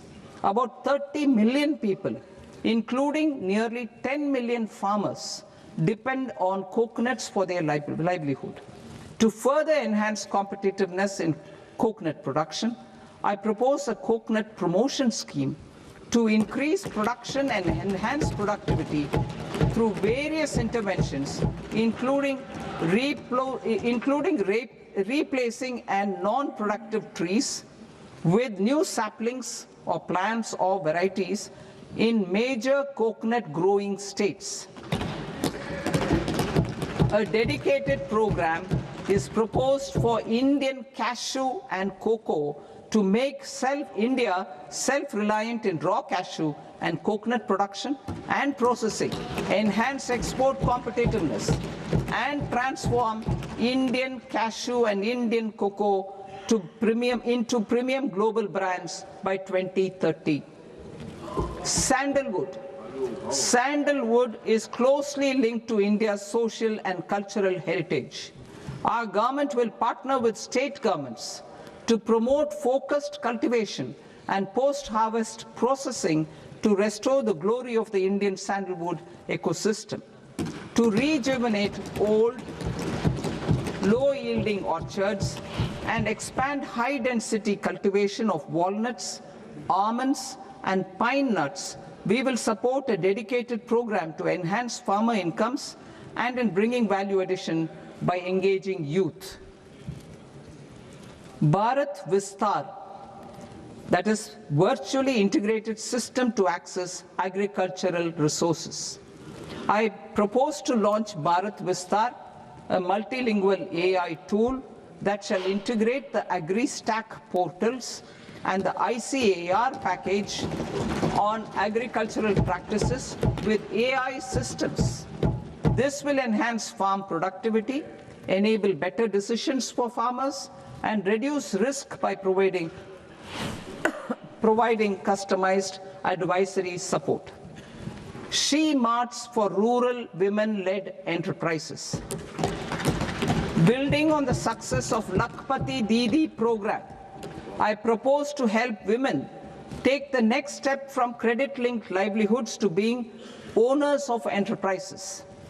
Self-help entrepreneur, She Marts will be set up as community-owned retail outlets within the cluster-level federations through enhanced and innovative financing instruments. Empowering Divyangjan. Divyangjan Kaushal Yojana. Information technology, AVGC sectors, hospitality and food and beverages sectors often offer task-oriented and process-driven roles which are suitable for Divyangjan. We will ensure dignified livelihood opportunities through industry-relevant and customized training specific to each Divyangjan group. Divyang Sahara Yojana. Timely access to high-quality assistive devices for all eligible Divyangjan is a fundamental need. I propose to 1. Support the Artificial Limbs Manufacturing Corporation of India, ALIMCO, to set up and to scale up production of assistive devices, invest in R&D and AI integration, strengthen PM Divyasha Kendras, and support setting up of assistive technology marts as modern retail style centers where Divyangjan and senior citizens can see, try and purchase assistive products. Reaffirming our commitment to mental health and trauma care. There are no national institutes for mental health care in North India. We will therefore set up a NIMHANS 2 and also upgrade national mental health institutes in Ranchi and in Tezpur as regional apex institutions. Emergencies expose families, particularly the poor and vulnerable, to unexpected expenditure. We will strengthen and increase these capacities by 50% in district hospitals by establishing emergency and trauma care centers. Focus on Purvodaya states and northeastern regions. Purvodaya. I propose the development of an integrated East Coast industrial corridor with a well-connected node at Durgapur, creation of 5 tourism destinations in 5 Purvodaya states, and the provision of 4,000 e-buses. Buddhist sites in northeastern region. The northeastern region is a civilizational confluence of Theravada and Mahayana or Vajrayana traditions. I propose to launch a scheme for development of Buddhist circuits in Arunachal Pradesh, Sikkim, Assam, Manipur, Mizoram, and Tripura. The scheme will cover preservation of temples and monasteries, pilgrimage interpretation centers, connectivity, and pilgrim amenities. 16th Finance Commission. On 17th November 2025, the 16th Finance Commission submitted its report to the President. As mandated under Article 281 of the Constitution, the government is to lay the report along with the explanatory memorandum on the action taken report on the recommendations of the Commission in Parliament, which, Sir, Honourable Speaker, you've allowed me to do at the commencement of this session. The government has accepted the recommendation of the Commission to retain the vertical share of devolution at 41%. As recommended by the Commission, I have provided 1.4 lakh crores of rupees to the states for the year 2026-2027 as Finance Commission grants. These include rural and urban local body and disaster management grants. Fiscal consolidation. Government has been delivering on our fiscal commitments consistently without compromising on social needs. To strive towards accepted standards of fiscal management in Budget 25-26, I had indicated that the central government would target reaching a debt to GDP ratio of 50 plus or minus 1% by 2030-31. In line with this, the debt to GDP ratio is estimated to be 55.6% of GDP in BE 26-27, compared to 56.1% of GDP in RE 25-26. A declining debt to GDP ratio will gradually free up resources for priority sector lending and expenditure by reducing the outgo on interest payments. One of the main operational instruments for debt targeting is the fiscal deficit. I am happy to inform this august House that I fulfilled my commitment made in 2021-2022 to reduce fiscal deficit below 4.5% of GDP by 25-26. In RE 25-26, the fiscal deficit has been estimated at par with BE of 2025-26 at 4.4% of GDP. In line with the new fiscal prudence path of debt consolidation, the fiscal deficit in BE 26-27 is estimated to be 4.3% of the GDP.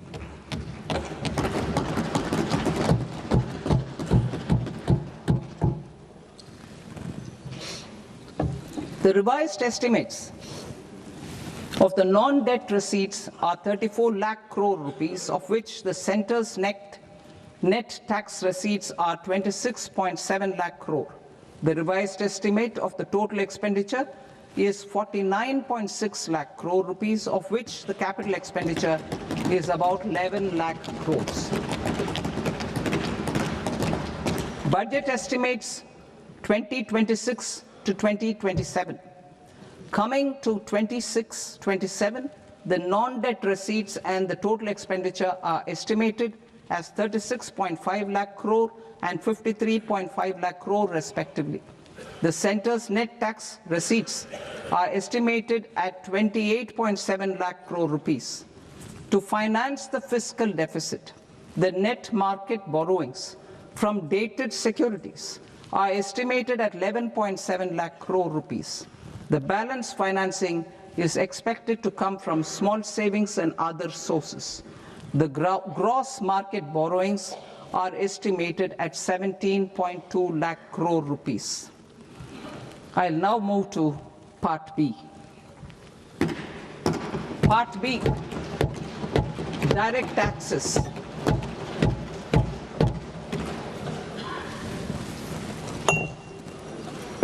Honorable Speaker, sir, I now present my proposals on direct taxes. New Income Tax Act. In July 2024, I announced a comprehensive review of the Income Tax Act 1961. This was completed in a record time, and the Income Tax Act 2025 will come into effect from 1st April 2026. The simplified income tax rules and forms will be notified shortly, giving adequate time to taxpayers to acquaint themselves with its requirements. The forms have been redesigned such that ordinary citizens can comply without difficulty. Ease of living. I propose that any interest awarded by the Motor Accident Claims Tribunal to a natural person will be exempt from income tax, and any TDS on this account will be done away with. I propose to reduce TCS rate on the sale of overseas tour program package from the current 5% and 20% to 2% without any stipulation of amount. I propose to reduce TCS rate for pursuing education and for medical purposes under the Liberalized Remittance Scheme, popularly known as LRS, from 5% to 2%. Supply of manpower services is proposed to be specifically brought within the ambit of payment to contractors for the purpose of TDS to avoid ambiguity. Thus, TDS on these services will be at the rate of either 1% or 2% only. I propose a scheme for small taxpayers wherein a rule-based automated process will enable obtaining a lower or nil deduction certificate instead of filing an application with the assessing officer. For the ease of taxpayer holding securities in multiple companies, I propose to enable depositories to accept Form 15G or Form 15H from the investor and provide it directly to various relevant companies. I propose to extend time available for revising returns from 31st December to up to 31st March with the payment of a nominal fee. I also propose to stagger the timeline for filing of tax returns.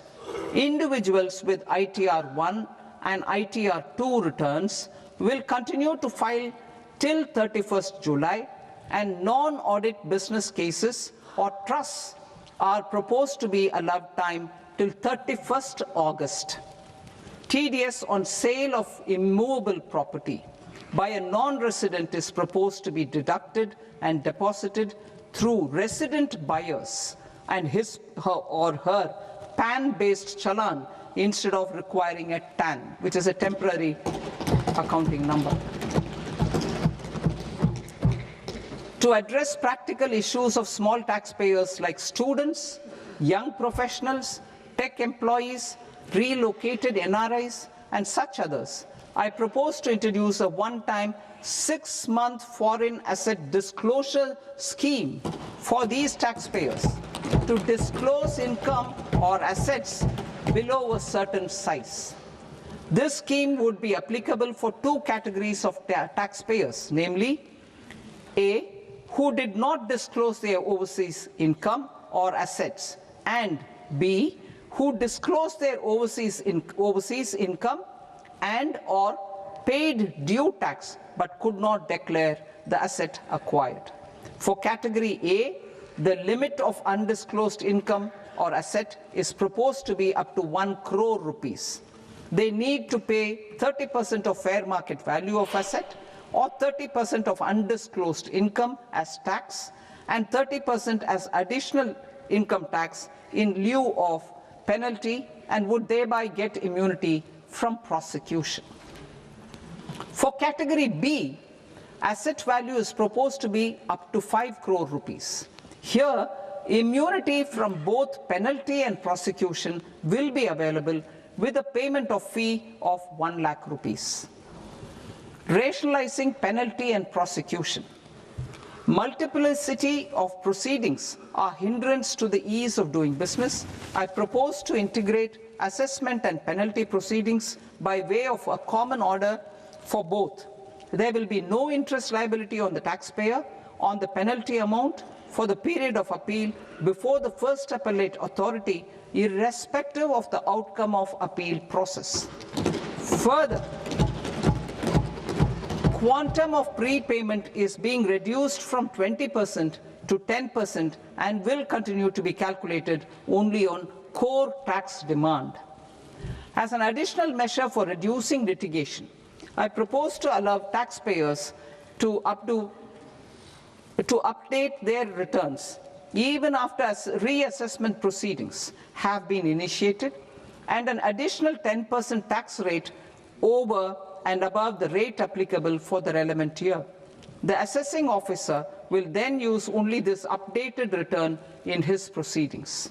There is already a framework for immunity from penalty and prosecution in the cases of underreporting. I propose to apply this framework for immunity to misreporting too. However, in such a case, the taxpayer will need to pay 100% of the tax amount as an additional income tax over and above the tax and interest due. Penalties for certain technical defaults, such as failure to get accounts audited, non-furnishing of transfer pricing audit report, and default in furnishing statement for financial transactions, are proposed to be converted into fee.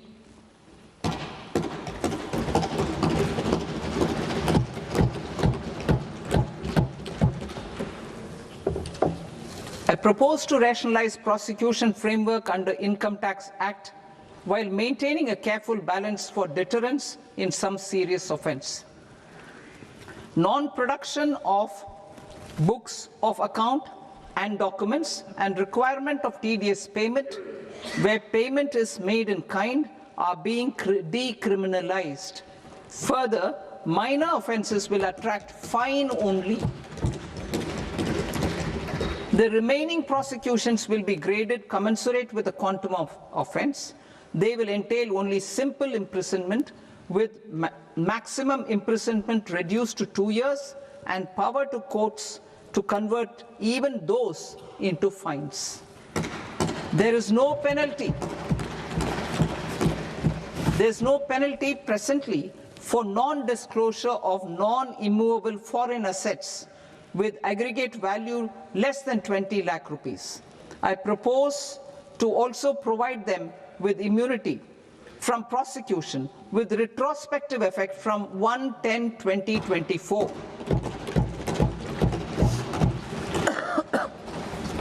Cooperatives.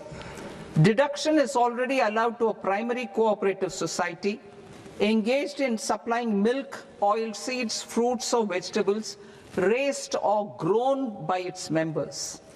I propose to extend this deduction to also include supply of cattle feed and cotton seed produced by its members. I propose to allow inter-cooperative society dividend income as deduction under the new tax regime to the extent it is further distributed to its members. I further propose to allow exemption for a period of 3 years to dividend income received by a notified national cooperative federation on their investments made in companies up to 31/1/2026. This exemption would be allowed only for dividends further distributed to its member cooperatives. Supporting IT sector as India's growth engine. India is a global leader in software development services, IT-enabled services, knowledge process outsourcing services, and contract R&D services relating to software development. These businesses and their segments are quite interconnected with each other.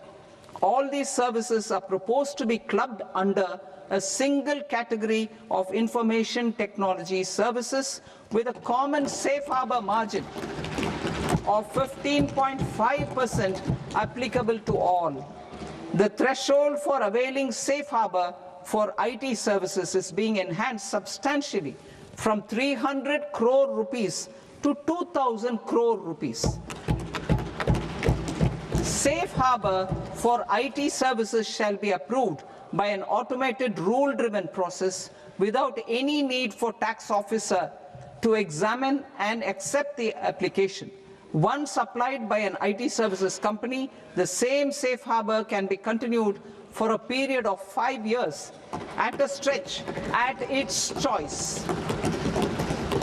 For IT services companies who want to conclude advanced pricing agreement, APA, I propose to fast-track unilateral APA process for IT services and endeavor to conclude it within a period of 2 years. The period of 2 years can be extended by a further period of 6 months on taxpayers' request. I propose to extend the facility of modified returns available to the entity entering APA to its associated entities also. Attracting global business and investment. Recognizing the need to enable critical infrastructure and boost investment in data centers, I propose to provide tax holiday till 2047 to any foreign company that provides cloud services to customers globally by using data center services from India. It will, however, need to provide services to Indian customers through an Indian reseller entity. I also propose to provide a safe harbor of 15% on cost in case the company providing data center services from India is a related entity.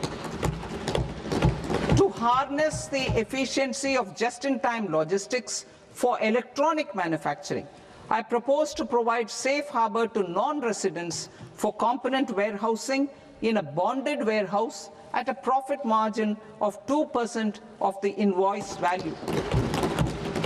The resultant tax of about 0.7% will be much lower than in competing jurisdictions. To provide fillip to toll manufacturing in India, I propose to provide exemption from income tax for 5 years to any non-resident who provides capital goods, equipment, or tooling to any toll manufacturer in a bonded zone. To encourage vast pool of global talent to work in India for a longer period of time, I propose to provide exemption to global, non-India sourced income of a non-resident expert for a stay period of 5 years under notified schemes. I propose to provide exemption from minimum alternate tax, the MAT, to all non-residents who pay tax on presumptive basis. Tax administration. I propose to constitute a joint committee of Ministry of Corporate Affairs and Central Board of Direct Taxes for incorporating the requirements of income computation and disclosure standards, the ICDS, in the Indian Accounting Standards, IND-AS itself. Separate accounting requirement based on ICDS will be done away with from the tax year 27-28. To support Prime Minister Modi's vision of homegrown accounting and advisory firms to become global leaders, I propose to rationalize the definition of accountant for the purposes of safe harbor rules. Other tax proposals. Change in taxation of buyback was brought in to address the improper use of buyback route by promoters. In the interest of minority shareholders, I propose to tax buyback for all types of shareholders as capital gains. However, to disincentivize misuse of tax arbitrage, promoters will pay an additional buyback tax. This will make effective tax 22% for corporate promoters. For non-corporate promoters, the effective tax will be 30%. TCS rate for sellers of specific goods, namely alcoholic liquor, scrap, and minerals, will be rationalized to 2%, and that on tendu leaves will be reduced from 5% to 2%. I propose to raise the STT on futures to 0.05% from the present 0.02%.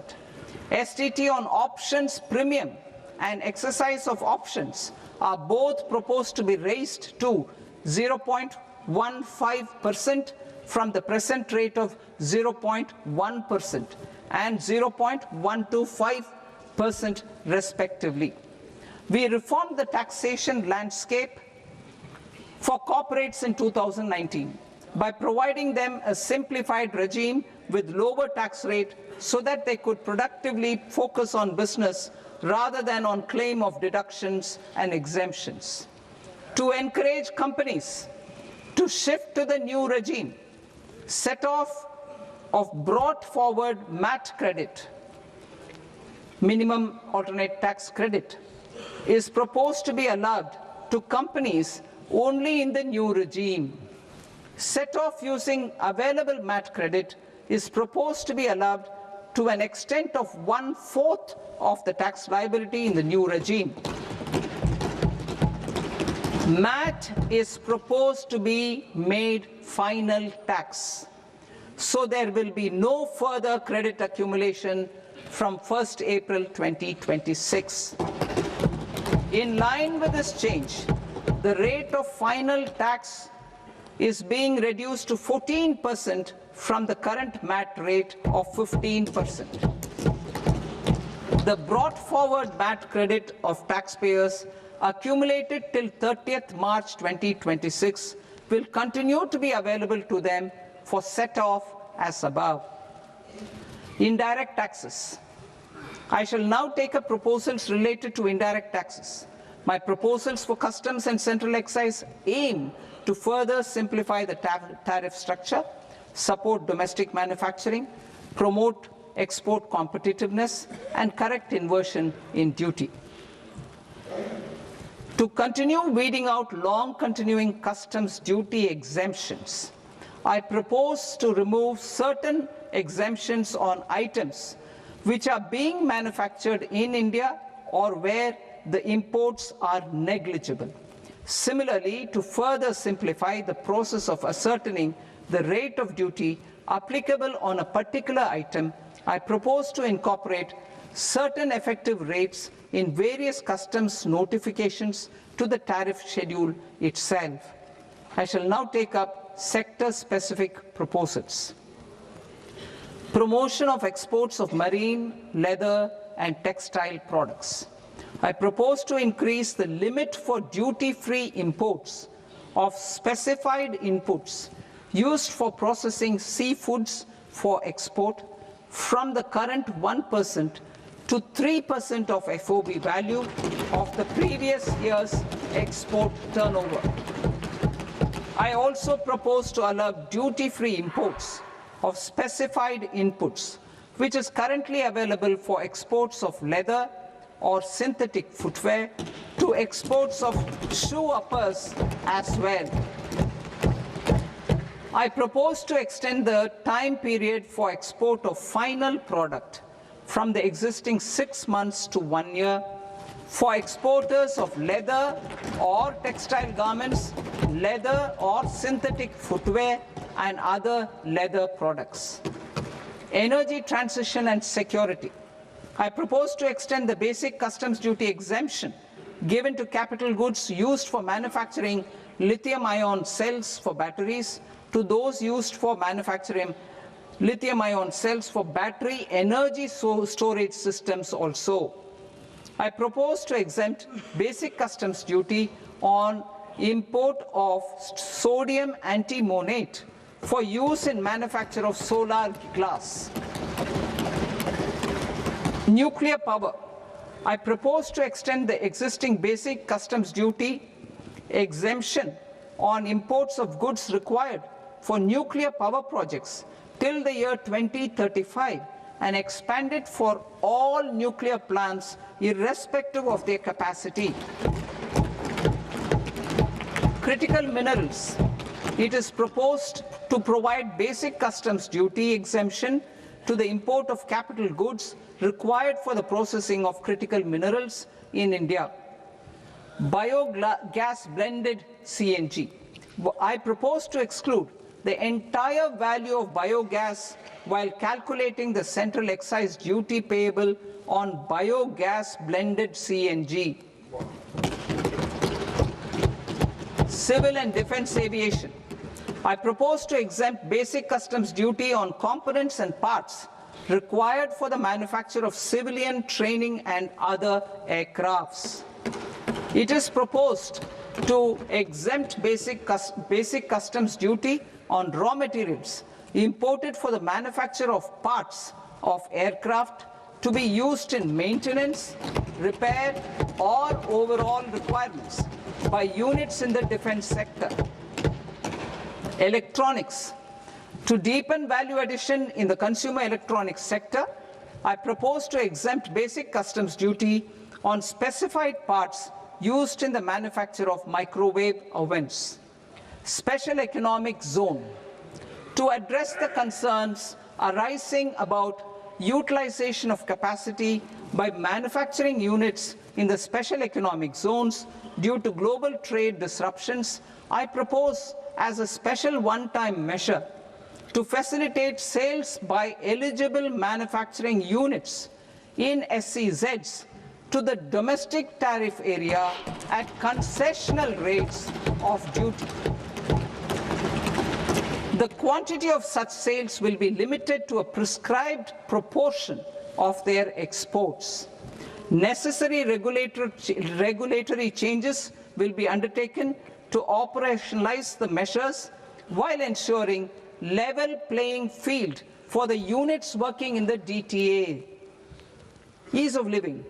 To rationalize the customs duty structure for goods imported for personal use, I propose to reduce the tariff rate on all dutiable goods imported for personal use from 20% to 10%. To provide relief to patients, particularly those suffering from cancer, I propose to exempt basic customs duty on 17 drugs or medicines. I propose also to add 7 more rare diseases for the purposes of exempting import duties on personal imports of drugs, medicines, and food for special medical purposes used in their treatment. Customs process. India's role and share in the global trade is poised for a major leap in line with our ambition and journey towards Vikasit Bharat. In this regard, I propose many measures for custom processes to have minimal intervention for smoother and faster movement of goods and greater certainty to the trade. Trust-based systems. I propose to enhance duty deferral period for Tier 2 and Tier 3 authorized economic operators, known as AEOs, from 15 days to 30 days. I propose to provide eligible manufacturer importers the same duty deferral facility. This should encourage them to get themselves accredited as a full-fledged Tier 3 AEO in due course. To provide greater certainty and for better business planning, I propose to extend validity period of advance ruling binding on customs from the present 3 years to 5 years. In the spirit of the whole of government approach,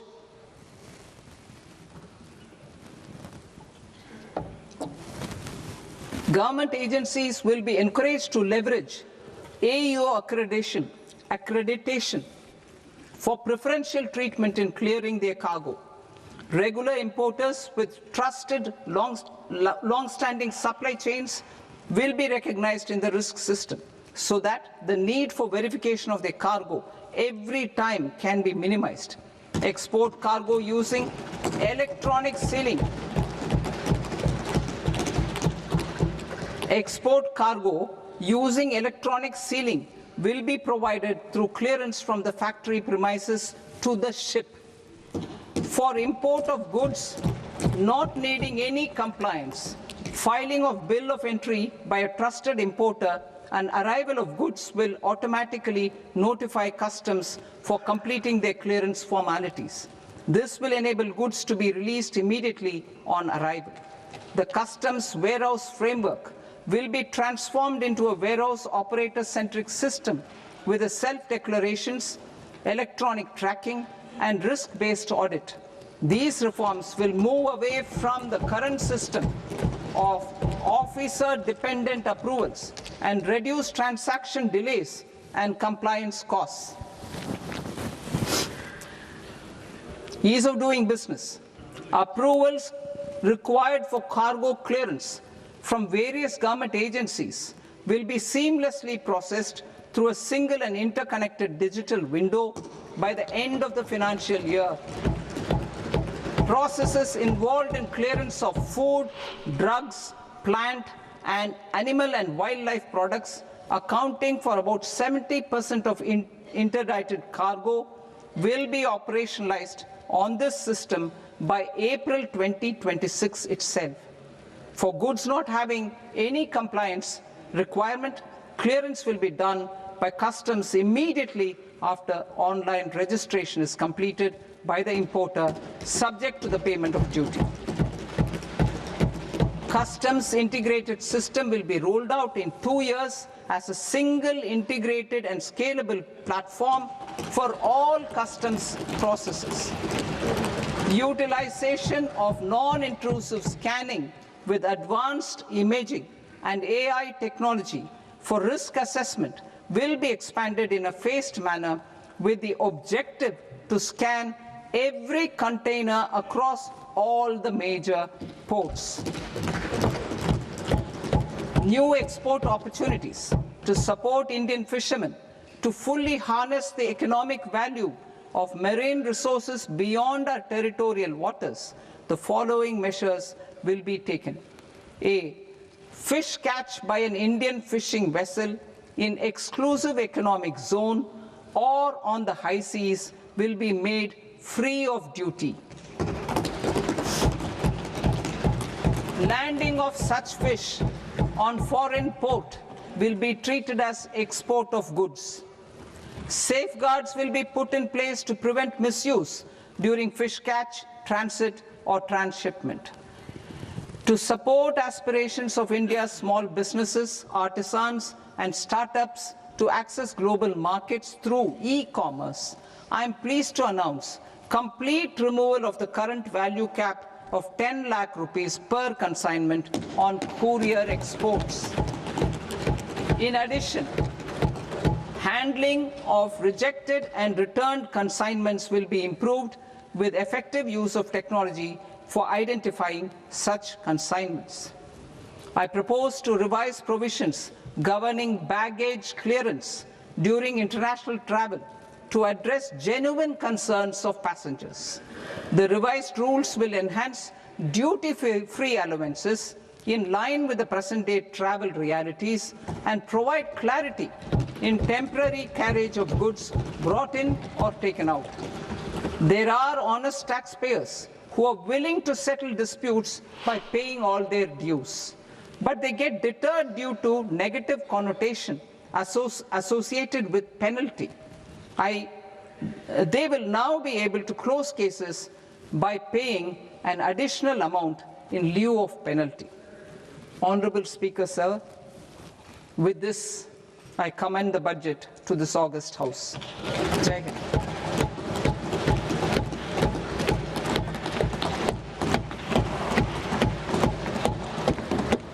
One and a half hours. Item number 3 माननीय वित्त मंत्री जी.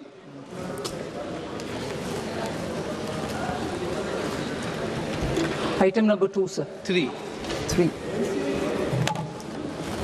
Sir, with your permission, I rise to lay on the table of the following statements under Section 3, 1 of the Fiscal Responsibility and Budget Management Act of 2003. Medium-term fiscal policy cum fiscal policy strategy statement and macroeconomic framework statement. Item number 4, माननीय वित्त मंत्री जी. Sir, with your permission, I move for leave to introduce the Finance Bill 2026. प्रश्न ये कि विधेयक को पुनर्स्थापित करने की अनुमति प्रदान की जाए। जो सदस्य इस पक्ष में हाँ गए, जो सदस्य विरोध में ना गए, मेरे विचार में निर्णय हाँ वालों के पक्ष में, हाँ वालों के पक्ष में अनुमति प्रदान की जाती है। माननीय मंत्री जी, अब विधेयक पुनर्स्थापित करें। Sir, I introduce the bill.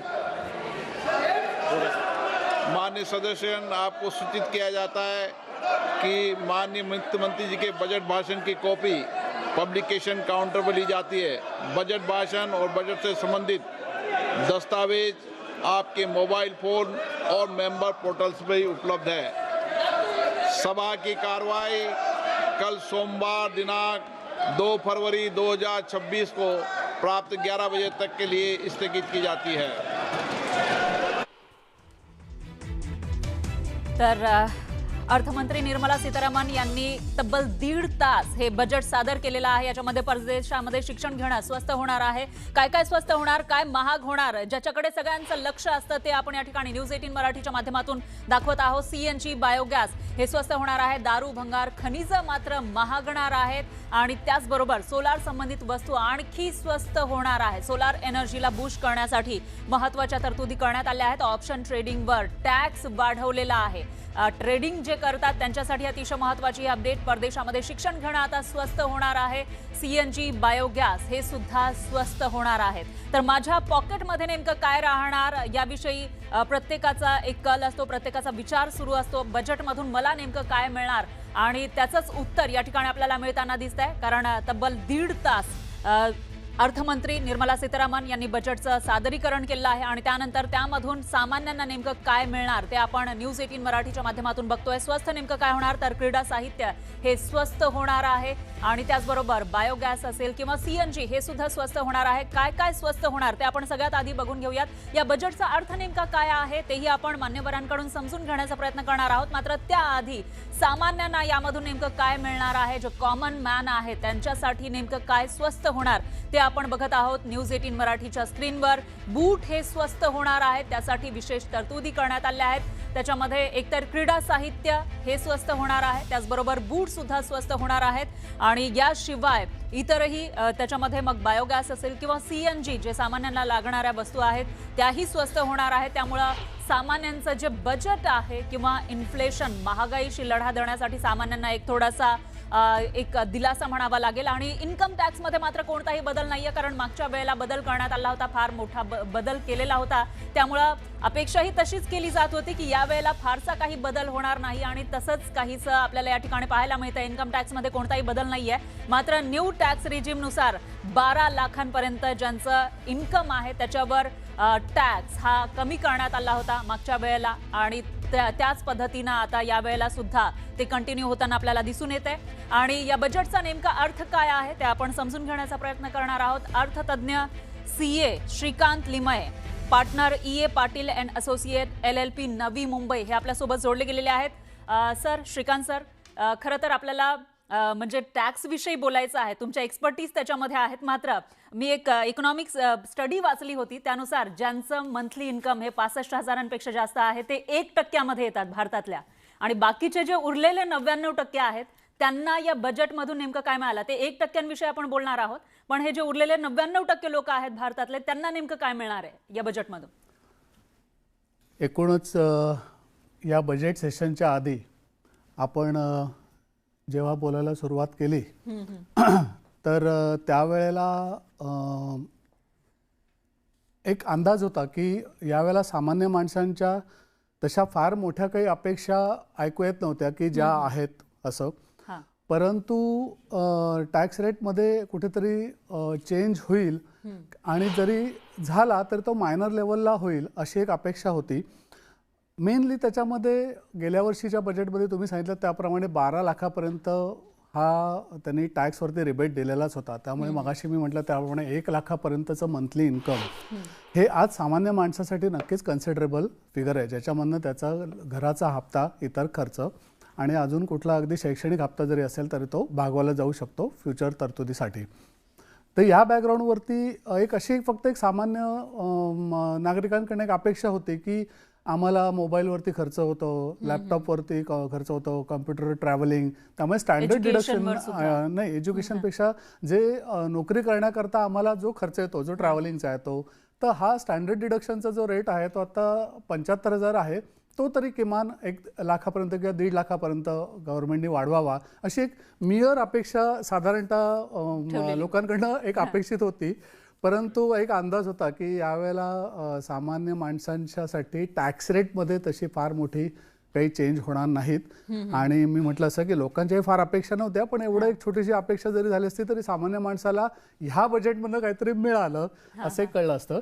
पण इनडायरेक्ट टॅक्स मध्ये काही बदल करण्यात आले आहेत, त्याचा कसा फायदा होऊ शकतो? इनडायरेक्ट टॅक्समध्ये बदल केलेत, पण त्याच्यामध्ये तुम्ही जर ऑब्झर्व केलं असेल तर एक मुद्दाम विषयाला टच करतो की फ्युचर ऑप्शन्स आणि डेरिव्हेटिव्हज याच्यावरती त्यांनी सिक्युरिटी ट्रान्झॅक्शन टॅक्स जो आहे तो वाढवणार आहे. गुंतवणूकदार आहेत त्यांच्यासाठी फायद्याचं. आणि मुळात त्याच्यामध्ये गव्हर्नमेंटला क्लिअर इंडिकेशन द्यायचं आहे की तुम्ही इन्व्हेस्टमेंट शेअर मार्केटमध्ये करताना ही डिलिव्हरी बेस करा, लॉंग टर्म करा, शॉर्ट टर्मसाठी करू नका. फ्युचर ऑप्शन्स डेरिव्हेटिव्हच्या मागे जाऊन तुम्ही कदाचित त्याच्यामध्ये पैसे कमवता का नाही कमवता हा वेगळा भाग आहे, पण त्याच्यामागे जायच्याऐवजी तुम्ही मार्केट स्टेबल राहील ह्या दृष्टिकोनातून तुम्ही इन्व्हेस्टमेंट करा.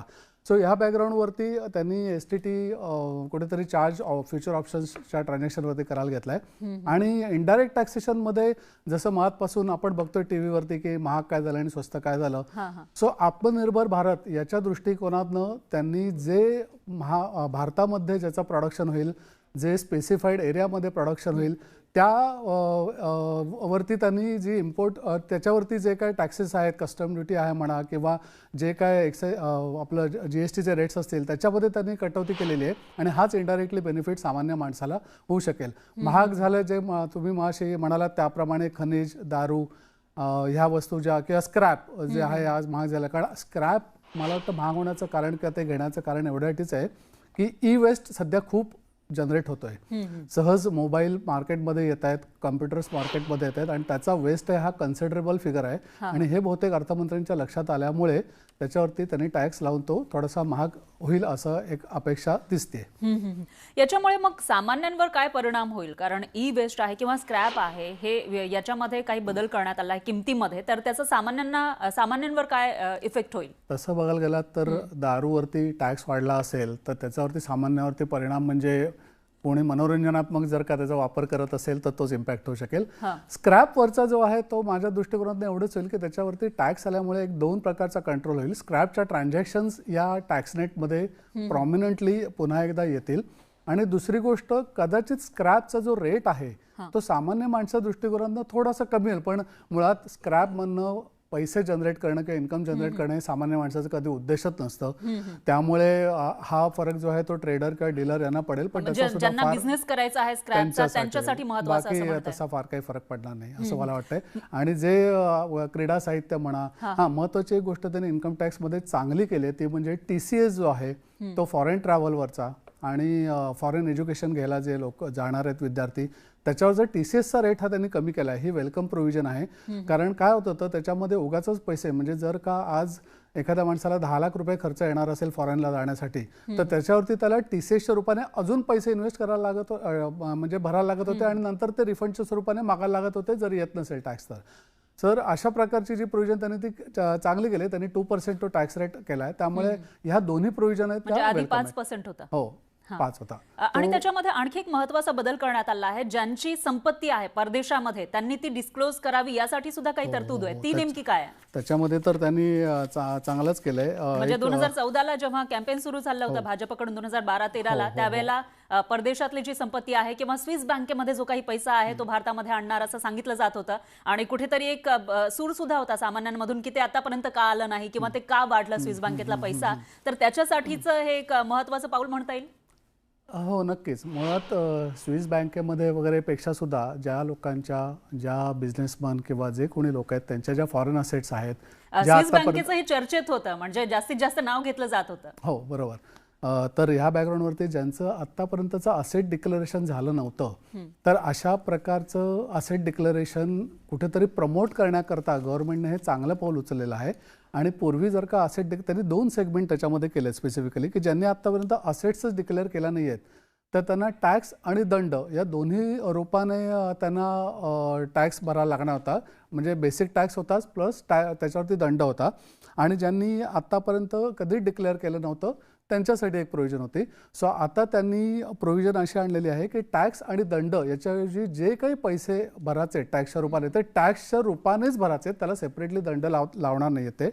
आणि ज्यांनी असेट्स ज्यांच्या बाहेर आहेत, परदेश आहेत, त्या पूर्वी डिक्लेरेशनचं लिमिट 1 करोडचं होतं ते त्यांनी आता 5 करोडपर्यंत वाढवलेलं आहे. आणि हे वेलकम प्रोव्हिजन आहे. त्यामुळे असेट डिक्लेरेशन करण्याकडे लोकांचा कल वाढेल आणि त्यामुळे हॅसल फ्री कदाचित त्यांचं पुढचं हे आयुष्य होऊ शकेल अशी एक गव्हर्नमेंटला सर, अपेक्षा आता आहे. आपल्याला खरं तर जी काही न्यू टॅक्स ऍक्ट आहे 2026 मध्ये, एप्रिल 2026 मध्ये लागू होणार आहे, त्याच्याविषयी बोलायचंच आहे. पण त्याच्या आधी जीएसटी विषयी सुद्धा काही तरतुदी आपल्याला या बजेटमध्ये दिसून येतात. त्या नेमक्या कोणत्या आहेत आणि त्याचा लोकांना कसा फायदा होऊ शकेल? जीएसटीच्या रूपाने आता काही क्लिअर कट तसं बजेटमध्ये फार स्पीचमध्ये तरी नव्हतं. नेहमीप्रमाणे रिफॉर्म्स करण्यात आले आहेत. हां, तर त्यामुळे जीएसटीमध्ये आत्ता तरी जे दाखवलं त्यांनी त्याच्यामध्ये कस्टम ड्युटीवरती जास्त हा भर होता आणि टीसीएसवरती होता.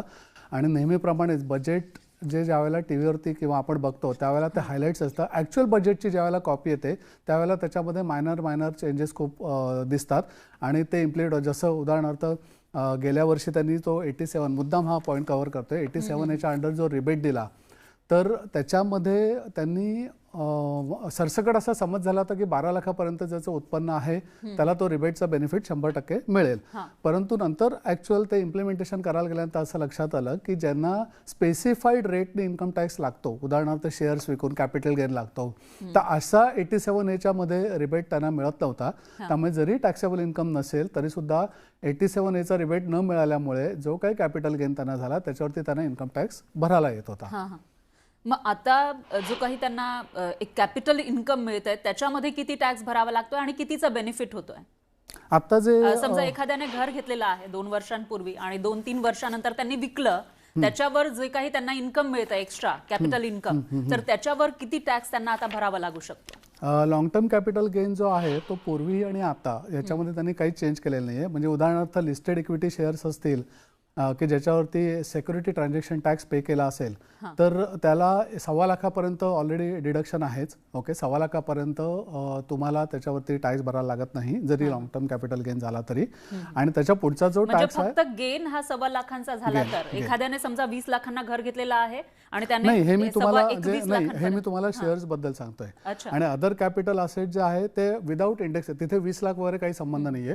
म्हणजे तुम्ही विचारलेल्या प्रश्नाचं उत्तर टप्प्याटप्प्यात देत होतो. इक्विटी शेअर्सवरती 1.25 लाखाचं तुम्हाला एक्झम्पशन आहे. म्हणजे एखाद्या मनुष्य ज्यावेळेला शेअर्समध्ये डील करतो त्यावेळेला त्याला जर का वर्षभरामध्ये 1.25 लाख रुपयाचं जर का इन्कम झालं, प्रॉफिट झालं, तर त्याच्यावरती त्याला टॅक्स येणार नाही. 5 लाख इन्व्हेस्ट केले आणि त्यांना 6.5 लाख मिळाले असं आपल्याला म्हणता येईल. म्हणजे त्यांनी काढले मार्केटमधून, तर त्याच्यामध्ये त्याला फायदा झाला आहे 1.5 लाखाचा. 1.5 लाखाचा आलाय, तर त्याच्यावरती 1.25 लाख पहिलं जे आहे ते एक्झम्पशन आहे. किंवा आपण तुमचंच उदाहरण घेतलं तर 5 लाख इन्व्हेस्ट केलेत आणि मिळताना 6 लाख मिळालेत, तर तो 1 लाख जो आहे त्याच्यावरती लॉंग टर्म कॅपिटल गेन येणार नाही. आणि उरलेला जो आहे त्याच्यावरती 12.5% येईल जर 1.25 लाखापेक्षा जास्त तुम्हाला कॅपिटल गेन झालं तर.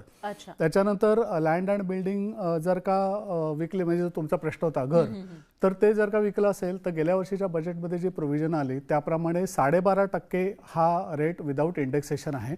इंडेक्सेशनचा बेनिफिट आता त्यांनी काढून टाकलेला आहे. त्यामुळे पूर्वी जो रेट 20% होता तो आता त्यांनी गेल्या वर्षीपासून 12.5% केलेला आहे. हे लॉंग टर्मसाठी आहे. आणि शॉर्ट टर्मसाठी जे शॉर्ट टर्मचा अर्थ 1 वर्षाच्या आत जर का विकलं असेल तर listed equity shares, equity oriented funds आणि युनिट्स हे जर विकले आणि त्याच्यावरती शॉर्ट टर्म कॅपिटल गेन झाला तर त्याचा टॅक्स रेट हा 20% आहे. शेअर्स आणि म्युच्युअल फंड किंवा डेप्ट फंड यातलं जर का शॉर्ट टर्म कॅपिटल गेन झाला तर तो तुमच्या नॉर्मल उत्पन्नामध्ये ऍड होतो. आणि ज्या स्लॅबमध्ये तुम्ही असाल, समज 10%च्या स्लॅबमध्ये असाल तर 10%, 15%च्या स्लॅबमध्ये असाल तर 15% एवढा टॅक्स तुम्हाला येतो. आणि याच्यामध्ये आता जे बिझनेसमॅन आहेत, म्हणजे जे बिझनेस करणारे आहेत, उद्योजक आहेत, त्यांच्यासाठी नेमका काय फायदा होणार आहे? जसं एक बजेटच्या सुरुवातीलाच अर्थमंत्र्यांनी सांगितलं की एक फिअर फ्री असं त्यांना एक वातावरण भारतामध्ये तयार करायचं आहे आणि त्यामुळे कंप्लायन्सेसच्या व्यापार करण्यासाठी सो कंप्लायन्सेसमध्ये जे काही त्यांना अडथळे येत होते तर त्या दृष्टिकोनातनं त्यांचा प्रयत्न एक आहे की बिझनेसमन हा कम्फर्टेबली भारतामध्ये कसा बिझनेस करू शकेल. सो त्यांनी कंप्लायन्सेस ज्या वेळेला गेल्या वर्षी म्हणजे मुद्दाम मी इथे सांगू इच्छिन की इन्कम टॅक्स ॲक्ट 1961 जो होता आणि गेल्या वर्षी ज्यावेळेला इन्कम टॅक्स ॲक्ट 2025 त्याने इंट्रोड्यूस केला जो मार्च 25मध्ये बिल पास झालं गेल्या वर्षी, तर त्याच्यामध्ये त्यांनी किती चेंजेस केले होते. एक म्हणजे कॉमन माणसाला एक नेहमी गोंधळात टाकणारा जो प्रश्न होता जो आम्हाला नेहमी आला असे की विचारतो ते म्हणजे फायनान्शियल इयर आणि असेसमेंट इयर हे 2 इयर असे स्पेसिफाय केलेले होते इन्कम टॅक्स ॲक्टमध्ये. ते आता नवीन इन्कम टॅक्स ॲक्ट जो आता 1 एप्रिल 2026 पासून चालू होईल त्याच्यामध्ये फायनान्शियल इयर आणि असेसमेंट इयर अशी कन्सेप्ट नसेल, त्याच्यामध्ये टॅक्स इयर असं एक सिंपल वर्डिंग त्यांनी यूज केलेलं असेल. सो इथून पुढे 1 एप्रिल 2026 नंतर जेवढ्या इन्कम टॅक्सच्या नोटिसेस येतील त्याच्यामध्ये टॅक्स इयर असा शब्द वापरलेला असेल. मग टॅक्स इयर 25-26 असा शब्द वापरला की त्याचा अर्थ हा जो काही नोटीस आहे ती 25-26 वर्षासाठी आहे.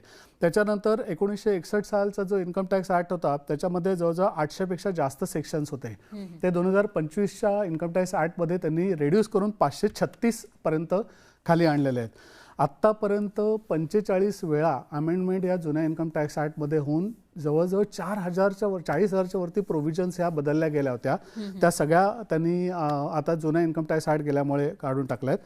नंतर नंबर ऑफ चॅप्टर्स जे जुन्या ॲक्टमध्ये 47 होते ते नवीन इन्कम टॅक्स ॲक्टमध्ये 23 आहेत टोटल. त्याच्यानंतर TDSचा जो सेक्शन होता तो पर्टिक्युलरली 192 to 194T असं टेक्निकल मी भाषेत थोडंसं सांगतोय पण बिझनेसमन लोकांना लगेच समजेल.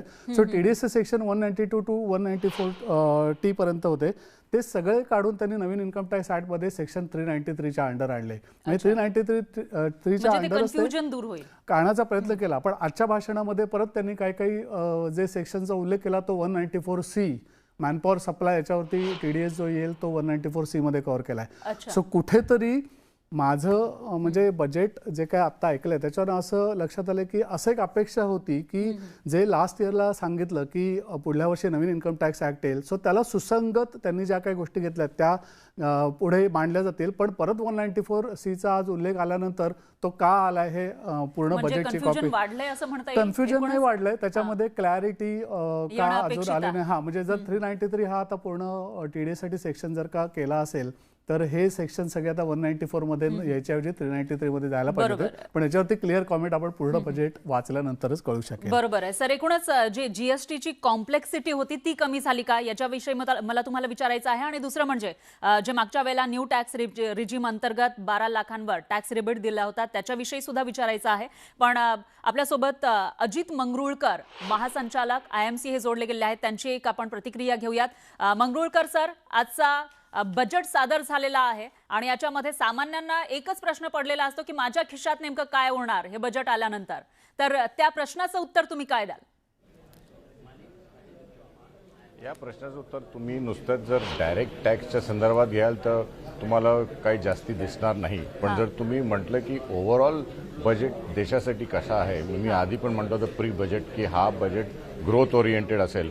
एक तर तुमचं आपलं फिस्कल आणि इकॉनॉमिक आउटलुक जर पाहिलं तर यावर्षी आपण फिस्कल डेफिसिट 4.4 वर आहे आणि पुढल्या वर्षी 4.3% म्हणजे ॲज प्रॉमिस त्या टार्गेटच्या हिशोबाने प्लस 60% GDP ग्रोथ म्हणजे त्या हिशोबाने आपण जर आपलं अरिथमेटिक्स जर पाहिले तर अगदी व्यवस्थित अगदी आकडा अगदी व्यवस्थित चालू आहे.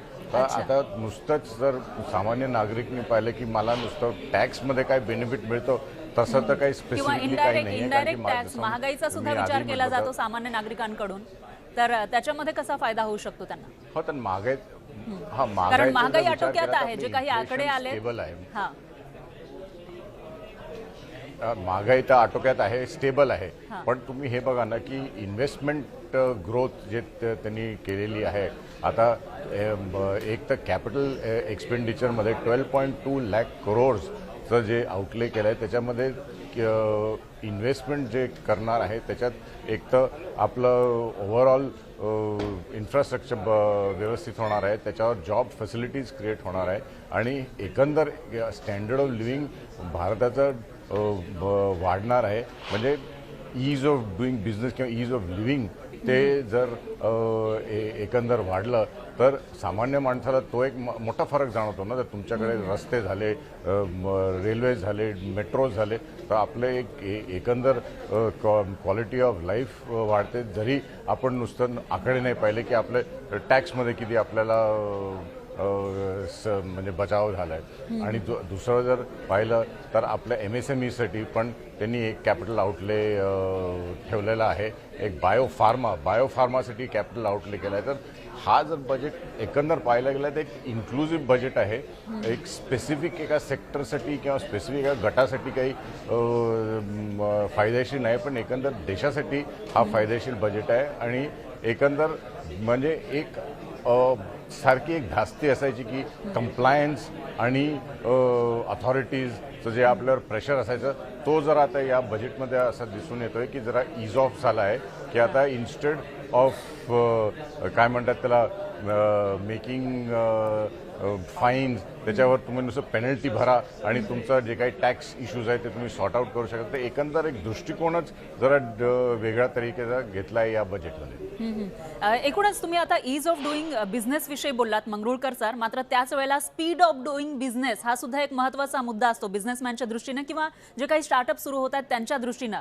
तर तसं काही तुम्हाला या बजेटमधून दिसतंय? स्पीड ऑफ डुईंग बिझनेस परत रिपीट कराल का? काय ऐकू आलं नाही मला. ईज ऑफ बिझनेस डुईंग हे तुम्ही बोललात, मात्र त्याच वेळेला ज्यांना आता बिझनेस सुरू करायचा आहे, या क्षेत्रामध्ये उतरायचं आहे, त्यांच्यासाठी स्पीड ऑफ डुईंग बिझनेस हा एक महत्त्वाचा मुद्दा असतो. तर ते तुम्हाला